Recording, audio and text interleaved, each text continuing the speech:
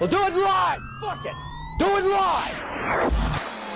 Welcome to the Mouthpiece. We are back post WSOP, and it wasn't a good 6 weeks to say the least.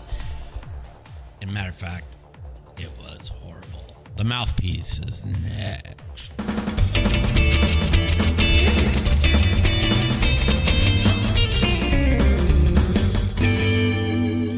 What up? Welcome to the Mouthpiece. What episode is this?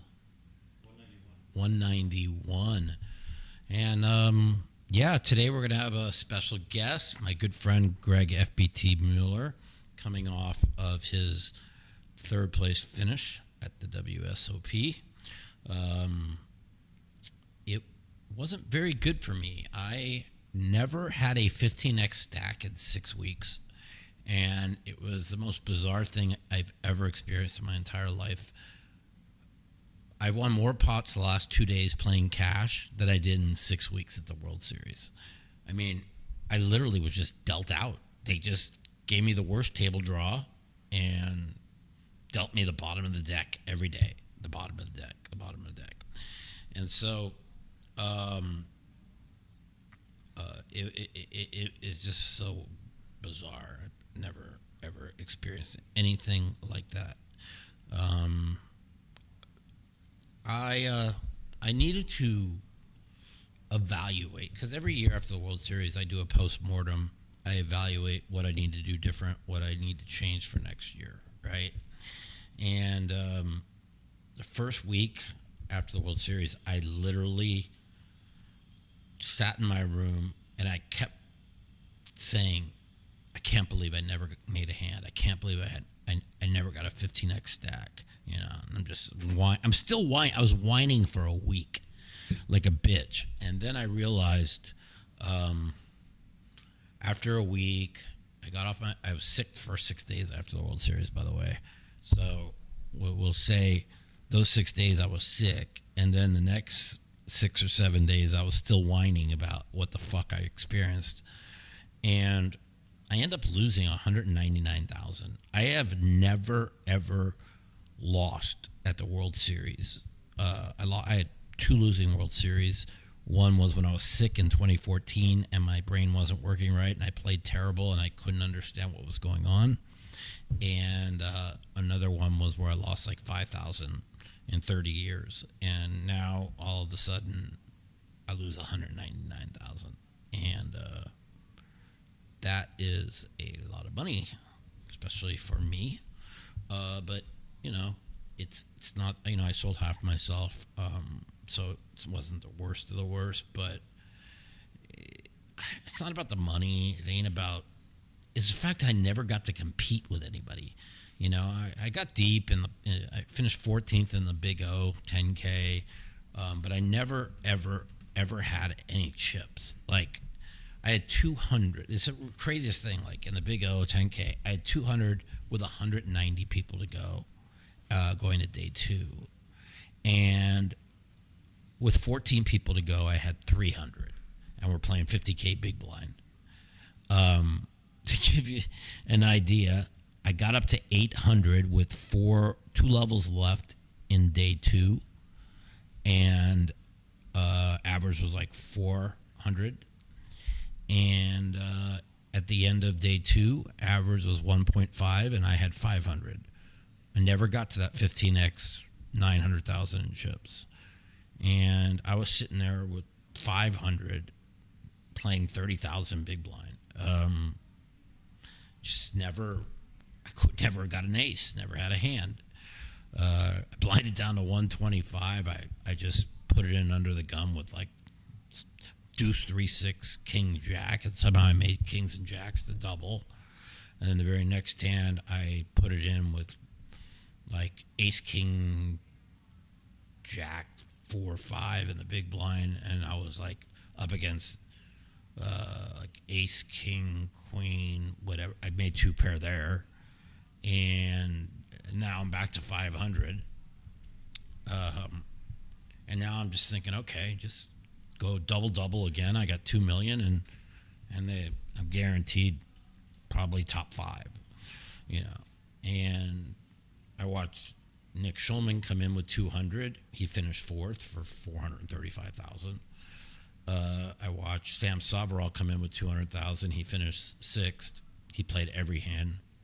He had no idea how to play Big O. And he got to 5th. And these guys laddered up to 4th and 5th. And I never had a hand, ever. And even that tournament, I caught like a couple-hour rush where I went from like 200 to 800. But that was it. And then finished 30th in the Pick Your PLO, which I thought I played really great. I had 33K, and average was 420, and I went triple and then triple in back-to-back hands, and I was at 312. Average was 420, but 312 was 33 big blinds, and so I'm like, oh, I really got a shot here, and then I didn't have a playable hand for like 2 hours, and I got it in.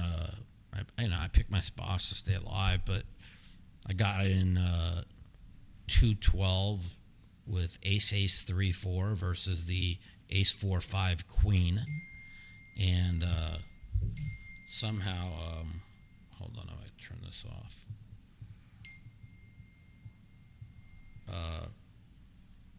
Somehow the flop came 8-5 deuce of hearts. Nobody had hearts, and they rolled the queen off.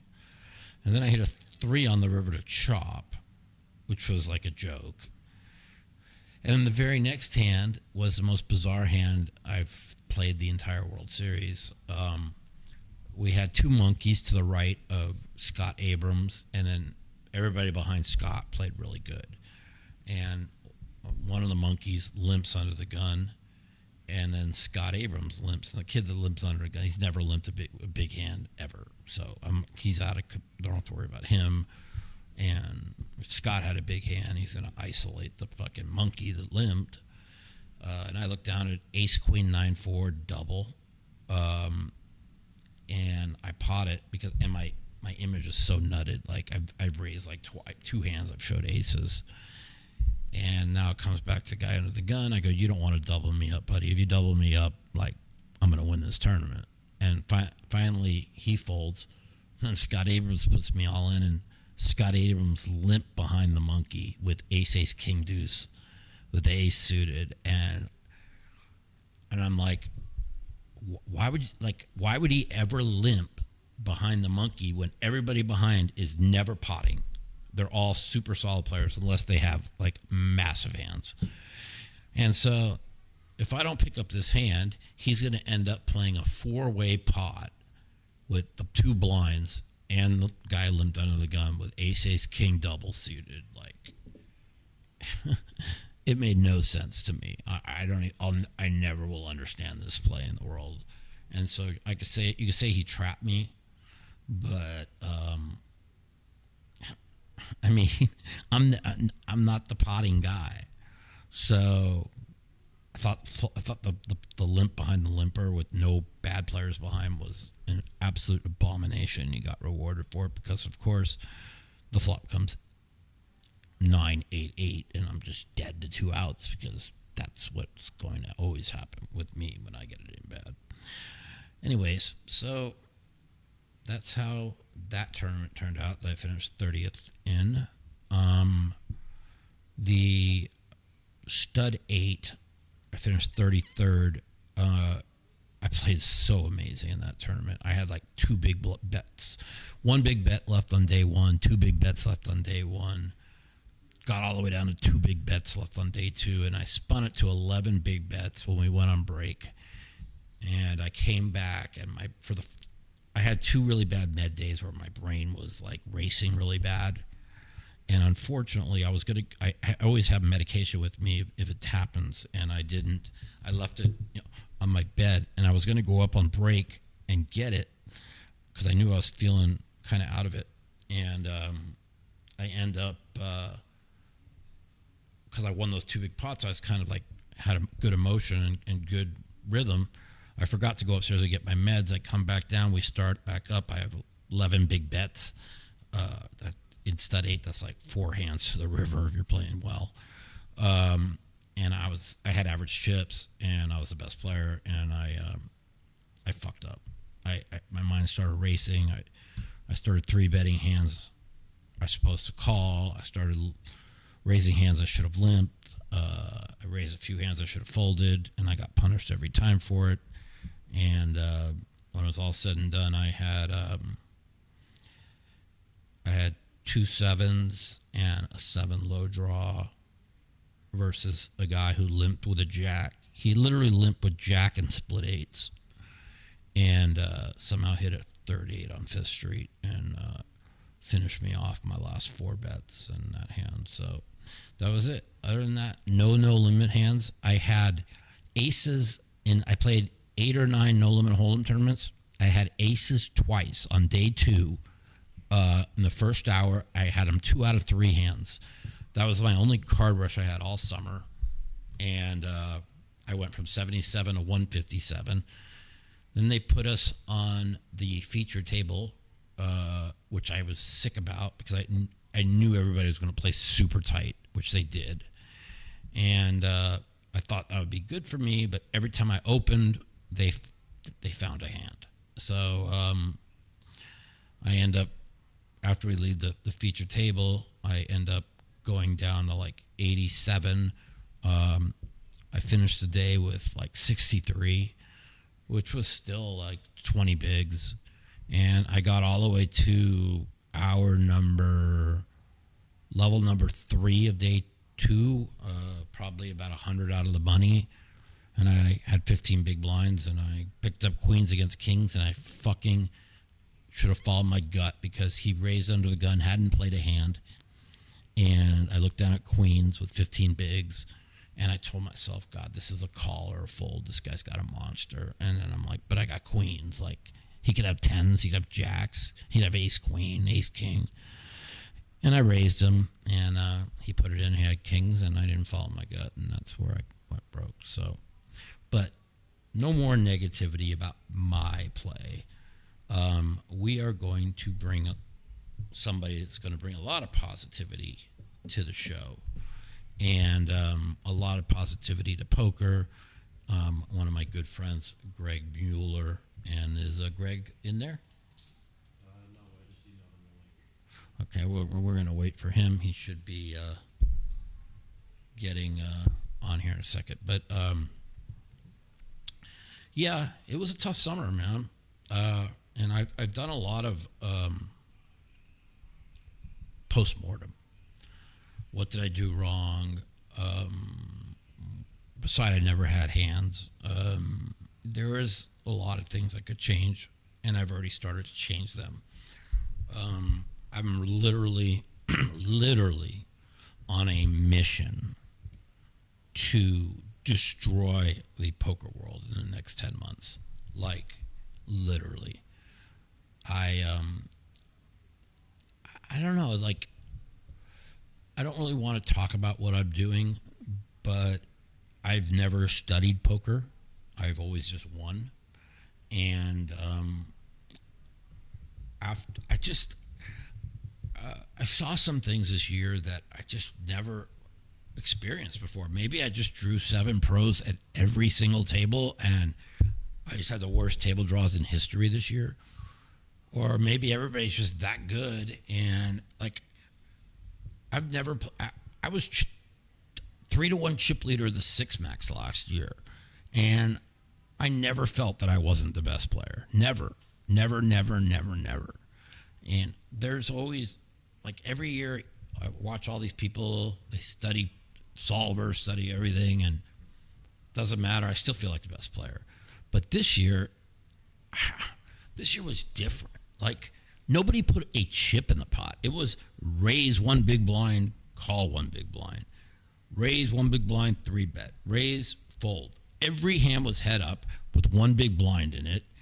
And I'm just like, no limit hold'em. I always played power poker, like raise, 3-bet big if you think they're weak, you know, a lot of people seeing lots of flops. Like nobody put a chip in the pot, and I didn't understand this, and I could only believe like that's what they're being taught on the solvers and the GTO and shit. And I'm like, okay, well, I'm gonna start studying this shit because I have natural poker feel, and so I just decided I'm just gonna put my time in and destroy everybody. So it's something I never really had interest in doing. I never really cared to be great at poker because I'm already am really good. Like, but this lit a fucking fire under me. The fact that I never got chips, the fact that I just nobody put chips in the pot. So I'm like, okay, I guess I'm just going to just fucking figure out what the fuck's going on. And I've already partnered with somebody, one of the biggest names in poker, and I am going to after I'm done doing all of this, maybe I won't tell anybody. Fuck it. Maybe I'll just go in there and just fuck everybody. Just fuck them. You know, I'm so upset. Like, let's see. Is Greg get it? Mikey? Oh, there we go. Okay, everybody. No more talking about my negativity. We are going to bring on my good friend and a special guest, my man, Greg FBT Mueller. Greg, what's going on, my buddy? Not too much. Just finished the World Series and went right up to Smithers, which is in the butt-fuck middle of nowhere up northern BC for a celebrity golf tournament that I committed to about 3-4 months ago. Nice.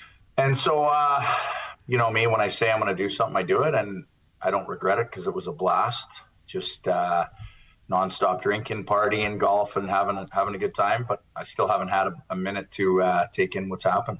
Yeah. So, okay, like people don't know, like me and you have played poker for, I mean, mixed games, 400, 800, 612, 8, 1600 for fucking 20 years. You're the original grinder. We've grinded for infinite hours a million times. And we've always had a blast playing. I've made the WSOP final table twice, and I've always told everybody it's one of the most surreal experiences you'll ever experience. Now that you have done it in the 2020s, I mean, when I said one of the most surreal experiences, explain to the viewers, was it one of the most surreal experiences of your life? I mean, as far as poker goes, it the number one, and it's not even close. I mean, I have 3 bracelets. I've been on Poker After Dark. I've done Poker Night in America. I've done the Heads Up NBC, and they're all fun events. I've had a lot of fun. Doubles poker. I mean, you name it, you know, being a part of Team Full Tilt, all the rest of it. This trumps each and every moment. And to me, quite honestly, it wasn't even close. Yeah. And like, explain to everybody, when you have your family, because the thing I remember the most is my family, all my friends, everybody rooting for me, and you're in the moment. You're trying, you know, you have to focus, and you can't. You have to. It's like you have to separate people around you and the focus. Was that hard for you to do, or was it easy? Because I don't care what anybody says, I thought you played fucking with the cards you got. I thought you played absolutely fantastic to ladder up to third. Yeah, we want that King Jack back, of course. So we'll talk about that in a little bit. But what? How do you feel about it? You know, like. Well, I mean, just quickly integrating the King Jack. I mean, the support that I had on the rail, and I'm going to go on record saying it was the best rail in WSOP history. That's what everybody told me. I was going to be there. I was just waiting. Oh, you would have loved it. But so the energy I felt from that rail and the love and the support was a feeling again like that is very, very, very hard to duplicate. And but in saying that, you know, the freest I felt since day 6 when I was basically, 80 people left. I'm short. Day 7, heading into day 8, 21 people left. I'm 19th. Heading into day 10, 7 people left. I'm in 7th. Mm-hmm. But heading onto the first day of the final table, so many people had flown in. The last thing I wanted to do was bust. And it took forever for us to lose a player. Like, number one, I didn't want to come in 9th. Obviously, the money is the ICM of moving up and the laddering up is amazing.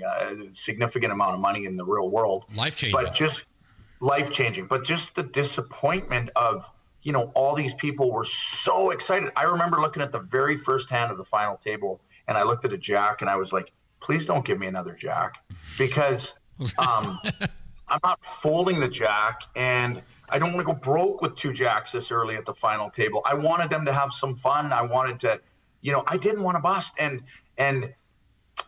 that's not usually how I play poker. And right. Even though it might seem that way over the last 4 days, but you have to play poker according to your stack. Correct. And if I don't have like Lucas played outstanding. He had a monster stack. We know how if I have a big stack, I'm three betting junk and raising every hand too.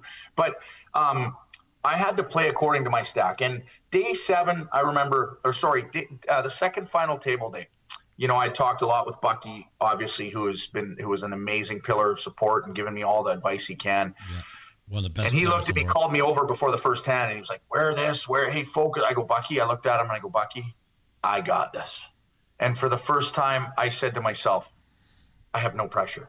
The fans had a full day of cheering. I am the shortest stack of 7. If I come in 7th, oh well. And I felt free as free can be. And you came to day 2 with 10.5 bigs. Yes. And I felt as free can be, because I said to myself, if I come in 7th, oh well. The rail had their day. I am 7th. I probably will come, I could come in 7th without making a mistake. And so I'm just going to play free as free can be and play my game. And if I do better, awesome. And I did. And I sailed it in, got very lucky, obviously, with the king jack versus the ace king. Yeah. And then, stole blinds here and there and hit a hand here. And then, of course, back into the nit mode when you're, 4th out of 6. I have to wait for them to bust because the ICM's just too insurmountable. What difference does it give me if I currently have 14 blinds and they each have 6? What difference does it do for me if I get 28 blinds? I'm still miles behind Jumelin, so it does me no good. I have to take the money while I can. And so I just agree. And so I did what it took to come into 3rd place. And if you would have told me on day 2 of the final table, you're gonna make $2.5 million from 7th out of 7th and finish 3rd, I mean, what dotted line am I gonna see? Mikey, you're a competitor. You hate busting tournaments. Yeah. When I busted in 3rd, I don't even really remember the hand. I haven't thought about the hand, nor do I care about the hand. Normally I'd be like, no, don't talk to me. I need to, I'm pretty disgusted. I came in 3rd, anything but a win's acceptable. In this case, 3rd place, it was the rail, the love, the support. It was more than anything I could have dreamed of. And I am ecstatic to finish where I finished. And you know what people don't understand, right? So I always say, me and Phil Hellmuth always say, when you get to a final table, the goal is to ladder to the top 3 where all the money is and then go for it. And that's how he plays no limit tournaments. That's how I play tournaments is, unless you have a big stack where you could do things, when you have a middling stack, it's about maneuvering your way and get to that top 3. And once you get to that top 3, it's fuck you all. Let's fucking go. And 100%. And I thought when you got to the top 3, I was really hoping, that you'd pick up one hand, get a double, and you'd be on your way, and then I was like, oh, please get a double there, because there's like 10 minutes left, and they're gonna finish with 3 people. Even if he doesn't get a double, I'm coming down for the last day, because me, I have to bring my scooter, I got to get everything ready, and listen, I honestly, I don't fault you. We'll talk about a few hands, but like, I don't fault you for calling there, and Nick Schulman didn't fault you for calling there either. I was praying you folded because I can see the cards, Yeah. and the people that say that Greg wasn't playing to win, like, yeah, he wasn't playing to win. He just called it off with bottom pair because he was playing to lose, and I'm just like, he understood about where he had to ladder. If he got, and nobody understands this, like people that play lots of tournaments say, oh, he did this wrong or did this wrong. They don't understand. Try and explain to everybody the difference between 10 big blinds in a regular tournament and 10 big blinds or 15 big blinds in a no limit tournament. They don't understand that. No. And especially in the main event, day 2, if I have 10 big blinds and a 1500, I'm looking. Me too. I'm just like all in. Yes, please give me it's a 7-8 suited. I'm all in. Like, get me out. I can't grind for days in this. But in the main event, I don't think people understand how many chips 10 and 15 and especially 10, 20 big blinds are. I do. That's why when I went busted with queens with 15 bigs and I felt like I knew he had it, I could have like called and folded or raised and folded and kept like 8 bigs. And so I hated my bust out because I felt he had it. But, because it's hard to remember that in the main. And the thing I learned, like when I watched Dario Sammartini in 2019 ladder up to second against the German guy who went deep this year, Hassan Insign, and he told me, Mike, in the main event, when you have 12 bigs, 11 bigs, you could min raise the button and fold to a jam, and I understood that, and that's why I had cashed it 4 out of 5 years. Now this year I bubbled it barely, but trying to explain to people, like, what's the difference between a regular tournament and the main event, and how differently do you play it? I play it extremely differently. How do you feel like you played it? 100%, Mikey. Like, because it's a tournament like no other tournament. I mean, they're 2-hour levels, and things just change so fast. And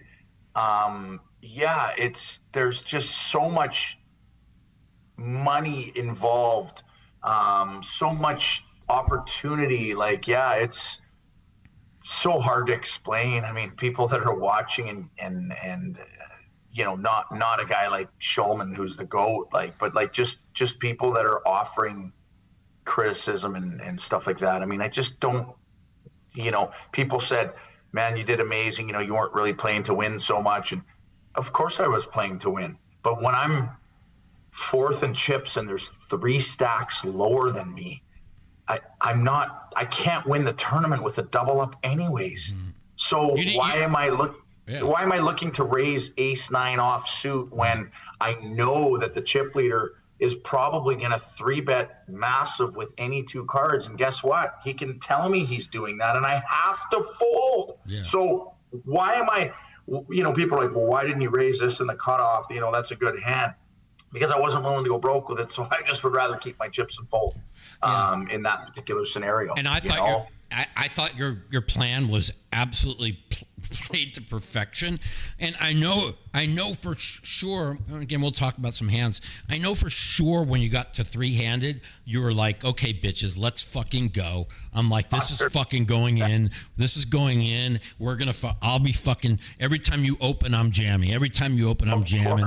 I know what you were going to do. Right. And that's why I was so depressed, so angry that, the way how it went down. But well, I really had hoped, and I think it didn't do anybody a service. I would have hoped that they just, they didn't tell me 10 more minutes. They were like, nope, we got to keep playing. And I really wish they would have called it a day. Me too, because you could have got your rail back for day 3. Like for so many reasons, and believe me, Jack and Maury and everybody was in my corner saying, Greg, we want you there for day 3. I mean, I had the biggest notoriety. The rail was insane. I mean, there was so many reasons why it would have been good for TV to come back 3-handed, and then having a break, having a little rest, going over some numbers, some charts, 3-handed things. Anything's possible, and I really feel that had they have broken, things would have been different. But like I said, for me and my bust out and my 3rd place finish, I have zero negativity towards it. None. Not like literally zero. But I just wish they would have said, okay, when Gag's busted, we're done for the day. We'll see you back tomorrow. And they were supposed to play till 3, but it was 10 minutes in the TV, 10 minutes left in the broadcast that was going to 8. So why not get play some replays of the big hands, or why not? I agree. I was shocked. And I was totally shocked. Yeah. I just think it just would hurt. It hurt the production a little bit because and again, they do a fantastic job. I'm a poker player. I'm a hockey player. I'm not in production, so I'm kind of talking out of my ass. I guess it was more selfishly hoping for myself to be able to make day 3, even though it was short. And also I would have thought, the TV, everybody I talked to was like, even Jumalin's rail wanted to stop. Like they were going off about it more than me, saying, you guys said 3-handed. I think everybody realized that it just would have been better to come back 3-handed, right? And but hey, that is what it is, and whether I made the right call in the bust out hand or not, it doesn't really matter to me at all. I'm not really going to learn much from it or take anything away or hindsight. I'm cool with how everything went down, and like I said, I'm still on cloud 9. One of the things that we kept tweeting, me and a couple other old time people, is like, all you guys are look at all these guys. They're studying 30 hours a week charts, and Greg Mueller and Todd Brunson are just laughing, playing their once a year that they play No Limit Hold'em and just cruising on to day 6, day 7, day 8, and what's really a shame is Todd. If Todd holds up those aces, he's got 40 million in the chip lead, and there's no way with Todd with 40 million on day 7 isn't making the final table. Like, I was rooting for Todd. I've played over the years with Todd, and we've always had a lot of fun. His sense of humor. I don't talk much with him out the course of the year, but whenever I see him, he's always a funny, witty guy. And of course, think of how that would have been. Think about that. The 50th anniversary of his dad's last win in the main event, and he would have, if he could have made the final table, it would have been the biggest thing in poker. It would have been amazing. Just having two OGs, deep in this thing, and like you said, the Godfather's son, and that was, and he played it great too. He so again, people love to throw criticism at him. He had trainer, not the trainer did anything wrong. Trainer had top pair and a flush draw, but Todd's supposed to win that hand, but you saw the youth of Trainer, right? He had 85 million. He never had to play a big pot. He could have just chopped blinds and antes and got to the final table with about 120 million. And instead, his youth and ego got in his way, and he imploded. And trust me, that kid is a great player. He's going to learn from Very it. Good. But he blew it. Yeah. I mean, you're right, Mikey. I mean, he's a very, very, very good player. And the call he made with the 2 queens, again, people love to throw their 2 bits in. And the reason he made that call was the history with Jumalin, and knowing that Jumalin can turn a small pair into a bluff on the turn. And, they love to peel one off with a key card, like a ace, jack, 4, 1 spade board. If they have 5, 6 of spades and he's betting so small, they're going to call. Like that wasn't, people are looking at it going, what? That's one of the things that people don't understand. In a regular tournament, yeah, I see the call, but very, very, very little, like maybe 0.5% are willing to go for bluff the river in the main event for their tournament. Well, Jumalin is one of those guys that can do it, I will say. Yeah. But yeah, I mean, you're right, Mikey. Like fundamentally, like if you happen to have 180, you're probably not getting 180. But if you, just because of the way he plays, that's how he builds it, kind of live and die by the sword. Mm-hmm. But if you happen to be gifted 180 million, there is no world in which you're not making the final nine. And right. You know, and I'll be honest, I love the kid. I do too. I can't wait to have him on the show. I really like him. Dude, his demeanor never. I told him that. I said, your demeanor never changed, not one time. And he just went from 180 million to 0 and came 10th in the main event. And I could see the tears in his eyes. But his demeanor and his spirit and even his conversation, it's not like he would turn into, like, it was amazing. Honestly, I have so much respect for that kid. Like, just the way he went from 185 million down, or 85 million down to 0. Sorry, 85 million down to 0. In hours and never making the final table. Like, I had 12 million when he had 85 million, and his demeanor, it was, honestly, he's got so much poise, that kid. We're going to see him again for sure. I agree. You know, I tell people all the time, because people like to forget, like, the accomplishments I've had in poker. Like, I'm only one of 8 people that have made the WSOP final table twice in the 2000s. And I see that kid trainer. He is going to be back. He's going to make the final table. He was young, and when things are going good for you, you get a little reckless, and it happens. You get a little too fast. And I felt bad for him, but you know, that kid will be back. He's good. 100%. So let's let's go over, like, a lot of people will say you made all these mistakes. I disagreed. The only thing I think the mistake you made is checking in the dark with that king jack hand. I think I'll explain why. Yeah. I think that's it. That's it. Sure. Yeah, it's been a controversial hand and a lot of discussion about it. And hey, fair. And how David Baker explained it on the rail to another buddy of mine was, they said Greg is an inducer, and he's been very good at inducing. And even right before I folded, I watched a little bit of the clip. Nick Schulman was like, you know, I think Ali said he checked blind here, and Nick said Greg puts people in blenders, and I've been a victim of it many times. Yeah. And he knows what he's doing, and he will. And then I folded, and he kind of just went quiet because he was expecting me to call, as I was expecting me to do.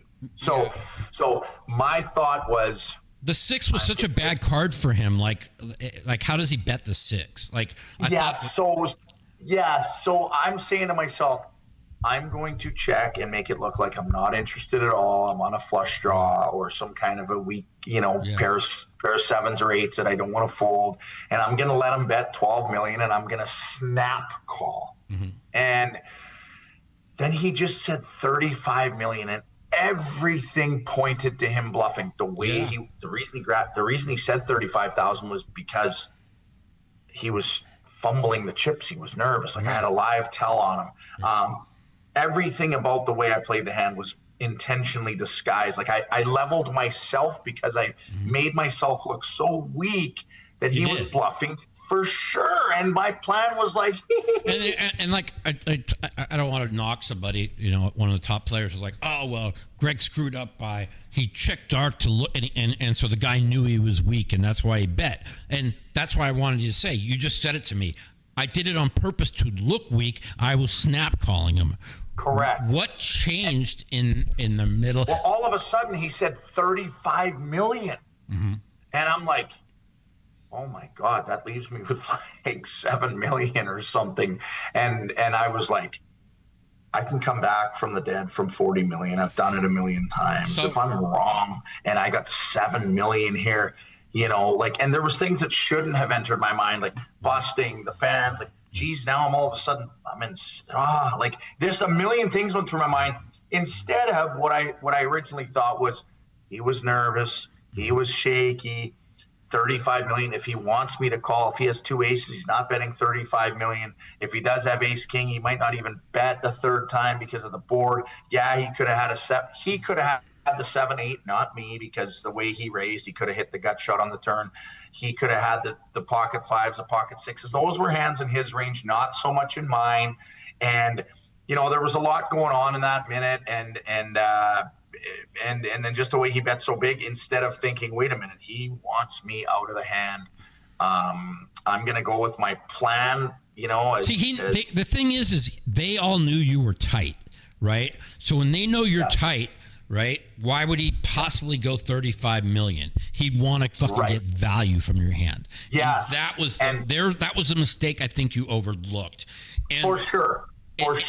And what you just said, I relate with so much. So going back to the 2001 main event, I had a tell on Carlos Mortensen, who was the most aggressive player on the table. So once I had the tell on him, I didn't need to look at anybody else. And what Carlos did is he took his hand and he went up and over forward when he had nothing. And when he had a good hand, he pushed it out, right? So every time he went up and over, I 3-bet him. Boom, boom, boom. And I was just crushing him, right? And then I raised. He did the up and over. I knew he had nothing. He 3-bet me. I 4-bet him with the ace deuce of diamonds. And people don't understand, back in 2001, nobody's 3-betting and 4-betting ace deuce of diamonds. And then Carlos looked at my stack and 5-bet shoved. And I was snap pushing it in, right? And all of a sudden, I did exactly what you just said. I said, fuck, what if I'm wrong, right? And I have to call off my chips with ace deuce in the main event and finish 6th when I still have over average chips left. And that shot should never go in my mind. Once I got to tell, it was over, right? And I just snap call. Now, do I need to win the pot? No, he had queen 8 offsuit and showed everybody, right? But I finished 6th. That's just the same hand that he had versus me. Correct. And I finished, that's why I brought it up. I finished 6th anyways. Now, if I call, I win. I have 90% of the chips in play 5-handed. And he's broke. And I win the main event in 2001. And so, this is almost the same spot. If you call here, you're a fucking stone lock for top 3. And you'd have been, and you'd have had a poker game. And now I could play back a little bit. Right. So, that I'm going to be honest with you, that ace deuce diamonds fold, because I was so young and I wanted to win the main event so bad, kind of like Jumelon, his whole life goal was to win the main event. That was from me becoming a professional in 1996 or 97. Like, all I thought about was winning the main event. And when I sat in my room for 3 months, I've told this story many times, like crying in the corner, like day after day for months, because I knew he didn't have it and I didn't follow my gut. And so it was hard for me to stomach. And, you look back at that hand right now and you just said it, like you knew he didn't have it. And, that's probably the only hand you're really going to think about, probably.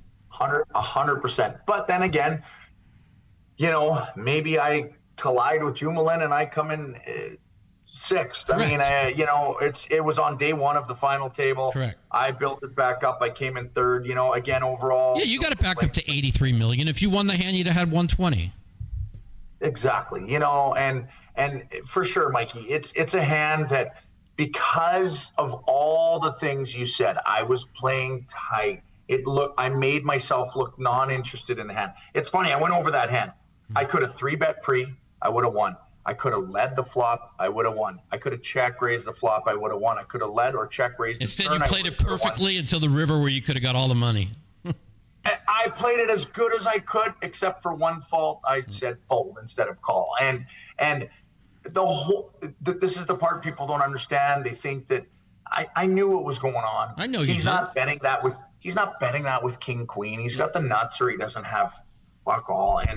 And I had him set up to a call. He's going to bet his 15, 20 million. I'm going to call. Yeah. And somehow he just said 35. And instead of taking even just a little bit more time to go, this is even more stinks like a bluff, because he's betting so much. He really wants to. It's almost the exact same situation of me and Carlos when it was just different. He 5-bet jammed, which is the same thing, and I had my read. My read was already made, Yes. and Well, and it was worse for me. I backed It out. was worse for me, Mikey, because you could have lost. This was pre-flop for you. Right. For me, I had the Right. check mark, and Yes.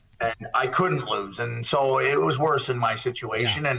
And all I needed to do was make the call. And again, I don't regret the dark check at all. And No. you Well, know, now it you was told me the going- reasoning by it. It makes sense. Of course. And I I'm not.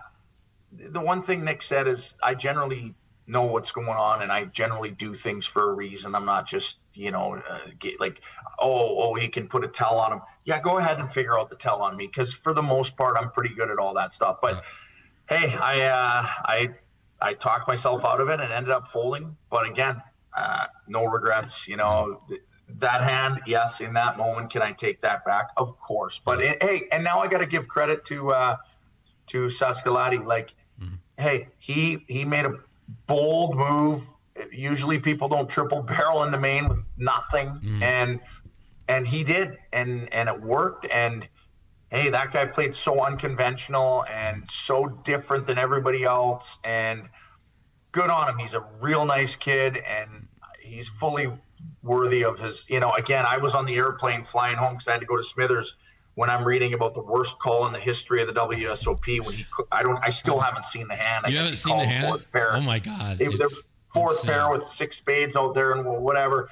But listen, the guy came in second place, and he did many good things. I'm sure he did a few bad things, but listen, full worthy. Jumelon had a tell, and I picked it up pretty early at the final table, and I think he picked it up, and that's why he called him on the flop in the turn.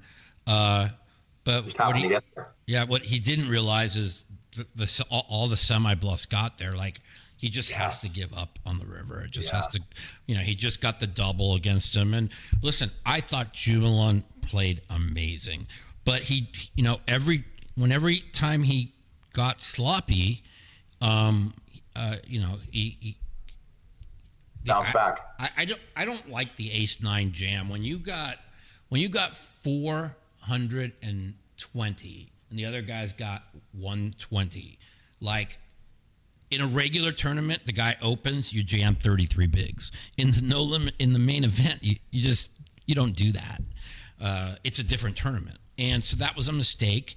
And so now the other guy was even in chips. And listen, I think Saskalati had such a great feel, and he had such good live reads on people that after he doubled, I think his ego got the best of him. That's my opinion. It's this hand, it's going to be, what's his name? Shirley handed the guy who won the O2 main event with one of the worst played hands ever, and then Joseph Chong, one of the worst played hands ever, that gave Racner second place. This definitely will go down in history as probably the worst call in the history of WSOP. But listen, I give props to all of them. I thought it was a really tough final table. It was, your position wasn't the greatest. You had a guy opening ton of pots to your right. I don't know. I thought you did great. For sure. I thought you did great. And I had Rami. Han's a tough player. Rami was playing good. He was the day earlier, he was using the ICM like to perfection, where he just, if somebody is that the guy that got fifth? That's the guy that got fifth, right? Han got fifth. Rami got sixth. Han's the Asian guy, and Rami's the Canadian guy, Rami Hamoud. And both of them were on my left. And Han's a very good player, and Rami. Rami was playing the ICM very well the day before. Like, when we were on day 8 trying to get to the final table, somebody would open, and that was in a pretty good spot, and Rami would just all in, and the guy would fold 9s or 8s or whatever, because he just knew people weren't going to call. And so it was the middling stacks, I think, had it the toughest. The short stacks could get after it. The big stacks could get after it. The middling stack with that heavy ICM 9-handed, you're handcuffed. End of story. And if anybody wants to disagree, then So, they should play their you know, style. a lot of people want to talk about the Jack's hand you folded, and I was actually on the phone today with Lucky Chewy, Andrew Lichtenberg, and he thought it was an absolutely fantastic fold. And anybody that says different, they don't know anything about poker. He said basically when what's his name, Fang, like raised under the gun with 8 big blinds he's like, that's not like when he had 12 big blinds or 13 big blinds. His hand was very polarized. His range is this tight. Right. Like, you know, I truly thought I had Saskalati beat. This is what kept me in that blender so long. I said I thought he had 9s or 10s, but what about Fang? I mean, I got him covered. Yeah, you could pick up 25 million in chips, you know, if you. But I'm going to lose 20, so I'm going to net 10 million profit and put my tournament on the line. Like, what is my range versus Fang? He's got jacks completely mangled. He's got his hand is aces or kings for sure. Right. I mean, maybe he played pretty tough off the short stack. Maybe he's got ace king, but probably not. And now what? So now I'm hoping that Saskalati has 9s. Like to me, I just went over and I just was like, I just cannot be in a good spot with these 2 jacks. And Gags is sitting there with 8 blinds. It's $1 million to advance. Fuck yeah. People don't realize, like, you're talking about, you don't get to just pick up $1 million in tournaments like left and right. These are like once in a lifetime opportunities. And people don't realize, like, again, in 2005 when I got 9th and I couldn't get 9th and we played 1 million times, right? I was like a lock for top 4 and 4th place was like 4 million. And 4 million is life-changing money over $1 million. And people just don't understand that. And, you know, I thought you dissected the hand perfectly, be honest with you. I mean, there were so many things going on in my mind. Like you said, Mikey, like how many tournaments, if you take the high rollers and the Triton out of the picture and the 50K PPC, how many tournaments pay $1 million at the World Series of Poker? Yeah, and 3. I'm just all I got to do is like move up a spot when I have one guy on life support, and regardless if he's on life support, even if we were 4-handed there and I was in 4th, I don't think I have the best hand, or I don't think Jax plays well against these 2 hands. Let's put it that way. And on top of it, I'm gonna pick up $1 million. I mean, yeah. like how many tournaments pay $1 million throughout the course of the year? I just have to be one more spot. I mean, I've had $2 million, $3 million scores, and they don't come around very often. And you know, you're 55 years old. Like, this is your chance of life-changing money, and no more. You never have to grind poker again. You could literally show up to the World Series and fuck around in the cash games, and you're not playing. This is just like, people don't understand the difference between $1 million and $4 million is like life-changing. And of course, man, I thought you navigated the field perfectly. I really wish you could have been able to, like, you know, I wish they would have stopped, because I know you would have came back and just fucking all in on these motherfuckers and you would have just gone ham on them, and they would have just been folding because of your image. Well, because they don't know, right? They'd seen nothing different the earlier 2 days, right? Yeah. You know, but hey, I'm very, very happy and blessed and fortunate and thankful. And you know, my reel was something that's just a whole nother aspect. Is just the there's just so many. I see so many tweets about it was the greatest reel in the history of poker, and it makes me sad I wasn't there, because I this is the thing is, I said to myself, I'm gonna, if he gets to day 2, I'm going down, right? And then you got to day 2, 7th and chips with 11 big blinds, right? And so then I said to myself, fuck, man. I'm like, let's see how he does, right? And all of a sudden, you're still sitting between the 10 and 20 big blinds, right? I'm just like, well, if he just gets to day 3, I'm down there, and I can't wait to get there. You know, and when they got to three-handed, I'm like, oh, they're great. They're going to bust. They're going to stop right now. And then I'm going to get down there. And then when I saw them keep going, I looked at the clock. I'm like, oh, shit, man. It's fucking 10 minutes till 8. The broadcast goes to 8, and that's why they're playing. And when you busted, right, they put 5 minutes on. They literally put 5 minutes of highlights on baseball, but they could have also stopped three-handed like they said they were going to do and put 10 minutes on highlights on baseball, which I wish they did.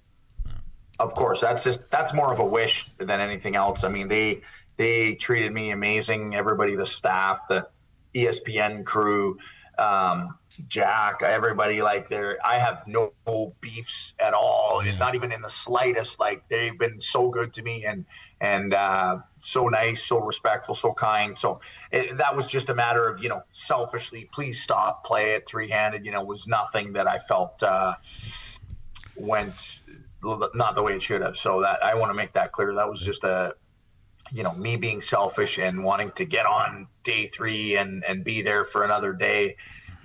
There was no beef or anything. Dude, it's so funny, and you know me, I'm an emotional person, and I consider you a good friend. When you were in there with the 9s, right? You were in the flip. I closed my eyes and I went like that. I'm like, please let him win this, please. And then they're like, okay, here comes the flop, and I'm not even watching. I'm listening, and the flop comes clean, right? Yeah. And I'm thinking to myself, yes, okay. Now we're 3-1 favorite. Come on. The turn comes clean. Now we're 85-15. Okay, come on, one more, right? And then you get the double, and I'm like, yes, and I'm just screaming, yes, right? And I know to myself, man, if he wins one more hand, he's gonna fuck these people, right? And then you kind of went, you really didn't have any cards, and you could have defended like the ace-7 off for one hand, or you could have. But they don't. They just don't understand. I understood that what laddering up to 3 meant, and listen, when $1 million for one spot, Mikey. Dude, one spot. What's his name? The guy who won it 2 years ago, Tamiko or whatever. Like he fucking folded Tamayo. He folded queens with 8 big blinds. Remember that? And he was up against ace 10, right? And then he comes back and he wins the fucking tournament.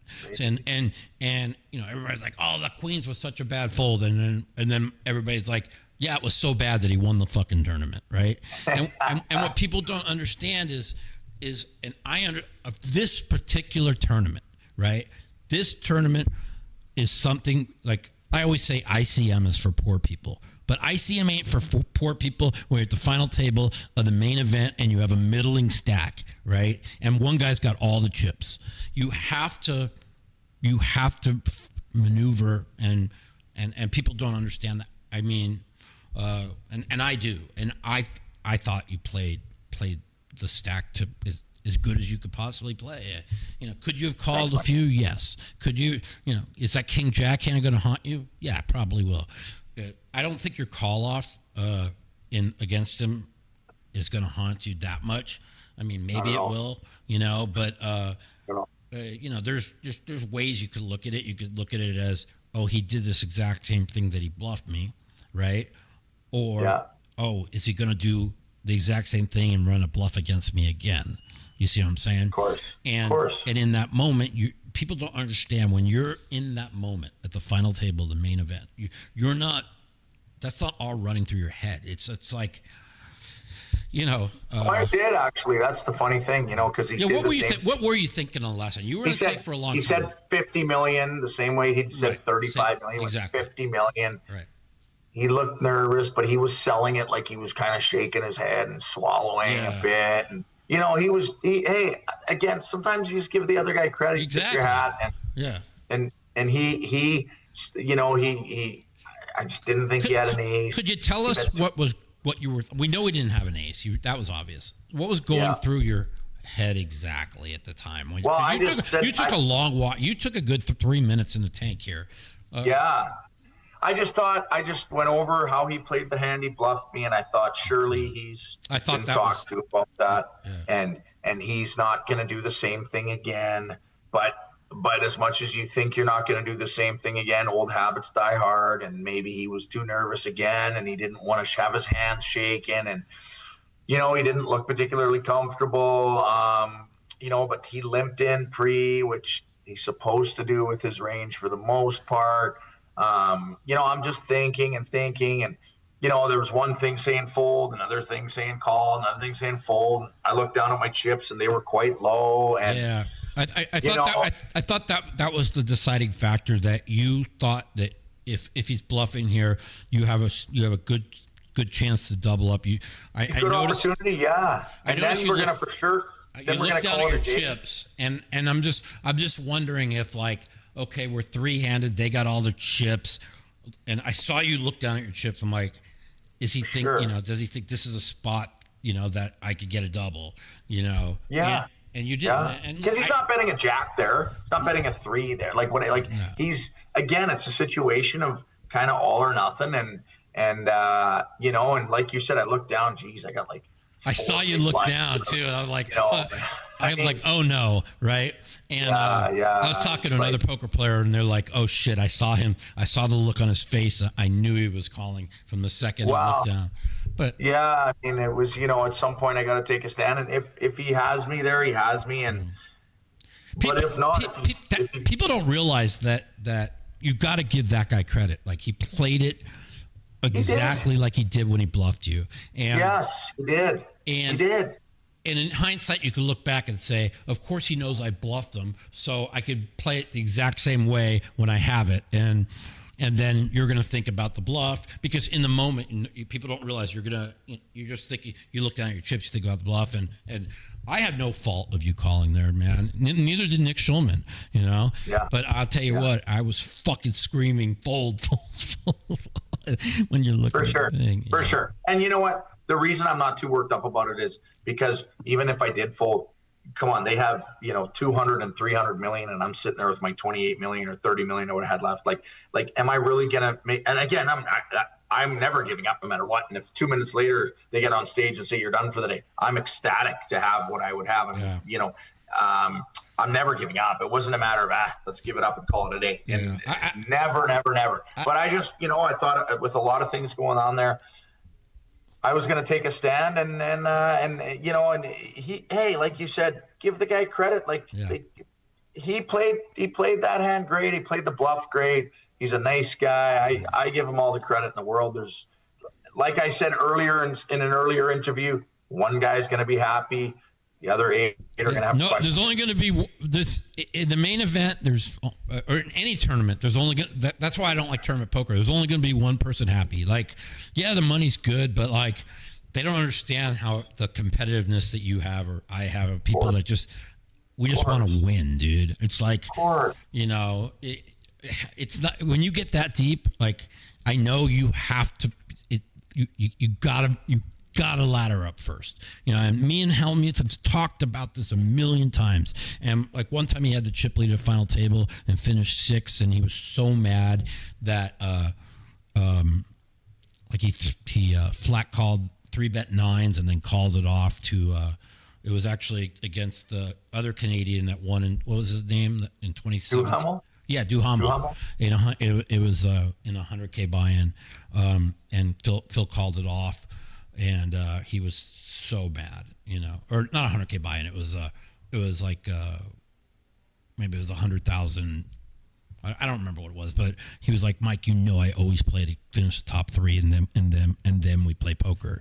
And I knew.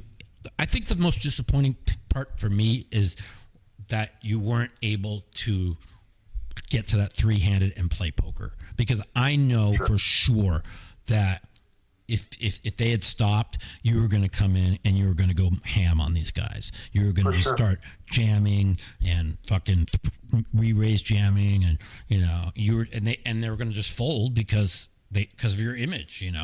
They that's what they don't. I mean, that's how people think. Oh, Mike's so tight. Yeah, but once I get chips and the blinds go up, I use my image to. You also don't get. I mean.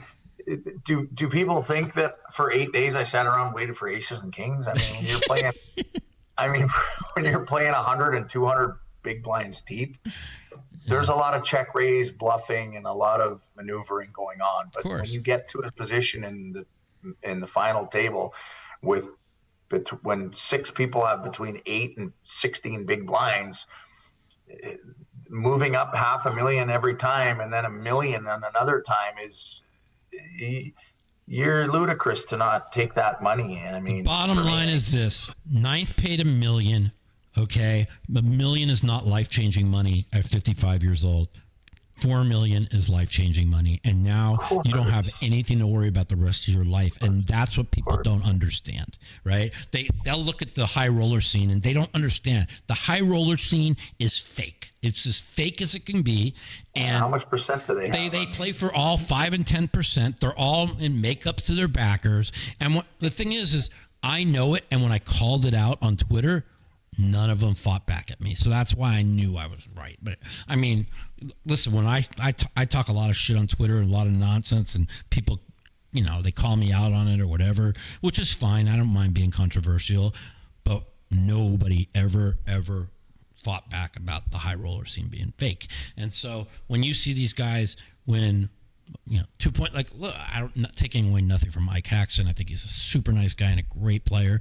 But it came out before the World Series that it said that he showed him winning $32 million at Triton, but reality was he lost 8.4 or $8 million, right? And so, like I said, and it's fake, you know. So this is actual real money of all. I'm sure you had 90% of yourself, whatever, and people don't understand that. You've been grinding for fucking 20 years for the opportunity to fucking put $4 million in your fucking pocket. Yeah. If you I'm not gonna let that get away. you fucking say that out loud, right? Say, I'm Greg Mueller. I just fucking got third in the main event at the final table. I got $4 fucking million. And then it just puts a... Especially in today's no limit game where... Yeah. The no limit game has changed. Yeah. I mean, in the last 20 years, I mean, it's basically solved. And, you know, well, we're gonna take some phone calls. We have some people that want to talk to you. They want to ask you a few questions. So we're going to take some phone calls until you have to go. Okay. And so let's light up the phone call line, Mr. Danny. I'm going to grab a quick water here. One second, okay?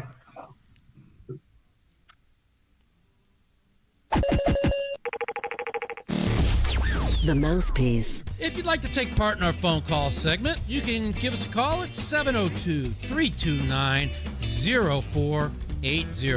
And if you're a snowflake or a pussy and you don't want to talk to me, you can email me at mouthpiecepodcast@gmail.com. Also, follow me at the Mouth Matiso on Twitter for times that our call-in segment will be live. 702-329-0480. Give us a call. Ask my good friend Greg Mueller anything you want to ask him about the final table, about his journey. You talk to me about my awful WSOP. And let's see what you guys want to talk about. I know we haven't been on in a long time, but Greg's more than happy to take some phone calls from you. So 702-329-0480. What's going on, guys? Greg, it's just, God, talking to you and hearing what you say is pretty amazing. Pretty exactly what I thought, you know. People don't understand. When you're a middling stack and one guy's got all the chips, your job is to maneuver your stack and ladder up and then play poker. And unfortunately, it didn't work out. But 702-329-0480. Give us a call. Don't be shy. Is our phone lines working? Okay. Yeah. So I didn't even know this was live. Yeah. So you know what, man? When I hear people, great tournament players, say, Greg fucked this up with the King Jack, or Greg should have called with the Jacks, right? And I'm just like, they don't understand. Like, like Shamilati, like he raised $50 million all in. He did it pretty quick, and it kind of told you he might have had ace king, but he's more likely to have nines or tens, right? And For sure. but that doesn't matter. Like, it's the guy under the gun. If he doesn't, I can't believe Sean Malati fell for this, because like it's just because it's 8 big blinds, bro. His range is pretty capped. Well, I was gonna say he kind of saved me, but because if it was just heads up, I'm gonna jam on hand and on Fang, and he's gonna have me with aces. But as it turns out, I would have beat him because I hit the jack. But what a beat that guy took. He flops 3 diamonds. He has an ace of diamonds in his hand. He can only lose to offsuit jack, offsuit queen. It's insane. Poker's insane. Like, it really is. The equity spots in these scenarios, and then it just runs out jack queen. Like, I mean, honestly, I think that's got to be the worst beat that we've ever seen in final table history. What do you think? Oh, I mean, I don't know, but I've never seen a worse beat than that. It was a tough one because he had one out. He flopped one out. And then somehow you had 2 jacks. He turns one of the jacks. It's not a jack of diamonds. I don't know if you had another one out. Another one out into another whatever 6 outs. So like that beat was like he had to be like 99% in this fucking hand. Whatever it was sick. And for that much money, like that might never happen to him again. But who cares? Like yeah. I mean, well, that's why the hand with Dan Weinman, right? Like, Dan's such a good guy, a nice guy, always rooting for Dan. The Jack's hand? Yeah, he'll never be in a spot where he'll ever, like, he hit Jacks versus Kings and Queens and propelled them to win the main event. And it's the spot where if the Kings, I don't even know who had who covered or what. Like, I just know it's such an insane hand that he can run ass for years and years, and it'll never. I spent 4th of July at Frank's house. Were you? I don't know if you were there or not. I don't remember. But I donated 1% of myself to his party. Dude, so did I. Oh, that's amazing. So somebody, somebody got like 37,000. That's amazing. Yeah, one of his staff flew in and. Oh my God, that's a great story. Instagrams and the tweets. I've never been so proud of a stranger I've never met, and she flew in for the main event. And that's unbelievable. Dude, that almost puts tears in my eyes, because like 37,000 to the average person is just for showing up at Frank's. That's amazing. Yeah, like for a non-poker player that doesn't deal in the swings and know what sickos go through. Yeah, hold on, we're gonna take a call. We're gonna take a call. Welcome to the Mouthpiece. This is Mike. You're on with me and Greg. Hey, how you guys doing? Great. Hey, congratulations, Mr. Mueller. That was pretty fun to watch you play. And I just want to know, out of all the years that you played the main event, did you feel like this one was something different, is going to be special? I just want to know. It was different in the sense that I had some discussions with Bucky, and I wasn't really too focused the last week of the World Series, and I told him before this event that I was going to give it my all. So in that case, it was a little bit different. And then when I got to day 4, I had made day 5 twice, and it seemed to be kind of my day to bust. I told everybody who was in my circle that we're not going to day 5. We're going deeper. How much deeper, I don't know, but we're not ending this journey on day 5. And yeah, we ended it on day 10. That was beautiful. I played a tournament one time, and I made a final table at MSPT, and I laddered up all the way to 4th place, and I was like short stack. And one of the guys that was he was a 2-time bracelet winner. He was talking to some guy who had all the chips. And he kind of convinced him, let's just end the game right now. And we chopped it 4 ways evenly. But the guy said, I'll do it if you guys just give me the trophy. But, I mean, when I got to the final table, I just didn't play a hand. I just laddered up, man. And I was just watching you. I was like, wow, that's the way I would do it, too, like you guys said. But if someone has all the chips, that's the only thing you can do. And congratulations. And Mike, I love you, brother. And I just want to know one thing from Mr. Mike Mattisau. I watch your videos. Is that really true? All the bad beats. I mean, you saw the vlogs. You're so card dead. Is that true? You saw the vlogs. I got dealt aces twice in 6 weeks, and it happened 2 out of 3 hands on day 2 of the main. I was just dealt out the whole summer, and so I was just sitting there grinding the nub,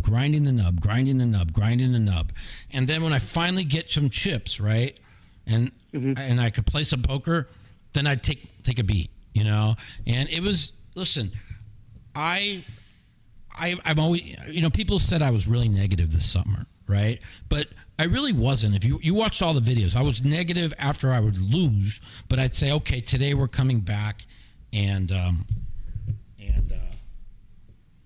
on a second. Yeah, today we're coming back and we're gonna crush. So, you know. Well, thank you, man. I enjoyed it. It's fun to watch, and Greg, I always like watching you play too, because I live right here. I'm in Detroit. I live on the border, and I always hung out in Windsor when I was 19, and my girlfriend was from Leamington, and I was in Canada just a couple of days ago playing cash game at the Caesars, and congratulations, and Mike, I wish you the best of luck next year.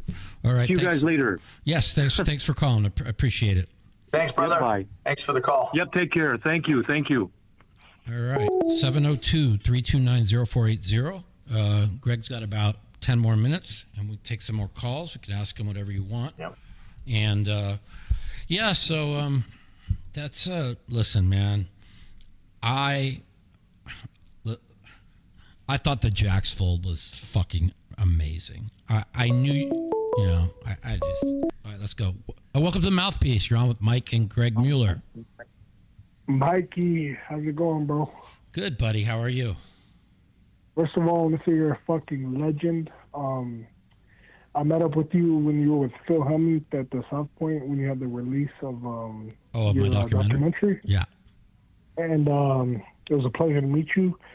For Greg, I have a question. Like, what do you think about the guy that won? Like, it seemed like he got hella lucky. Was it annoying seeing him, like, luck box out, or were you just kind of happy to... I mean, congratulations on third, but what was it like seeing the guy just get so lucky? I don't think he got so lucky. I mean, I think he had a big stack, and he played his stack the way he should play it. And he's a nice kid. I don't think he's confident. I don't think he's cocky. And I like both of the two guys. When I got knocked out, I wasn't, necessarily rooting for either one of them, but very deserved winner. I really think he played his stack well, and he went wire to wire with the chip lead, and he's a worthy main event. I think he's very mature for his age. You look with Trainer, who had 85 million, and I thought he got a little bit cocky, a little bit ahead of himself, a little bit too fast, and then you look at Jumalan, who won, and again, I think Trainer is going to be.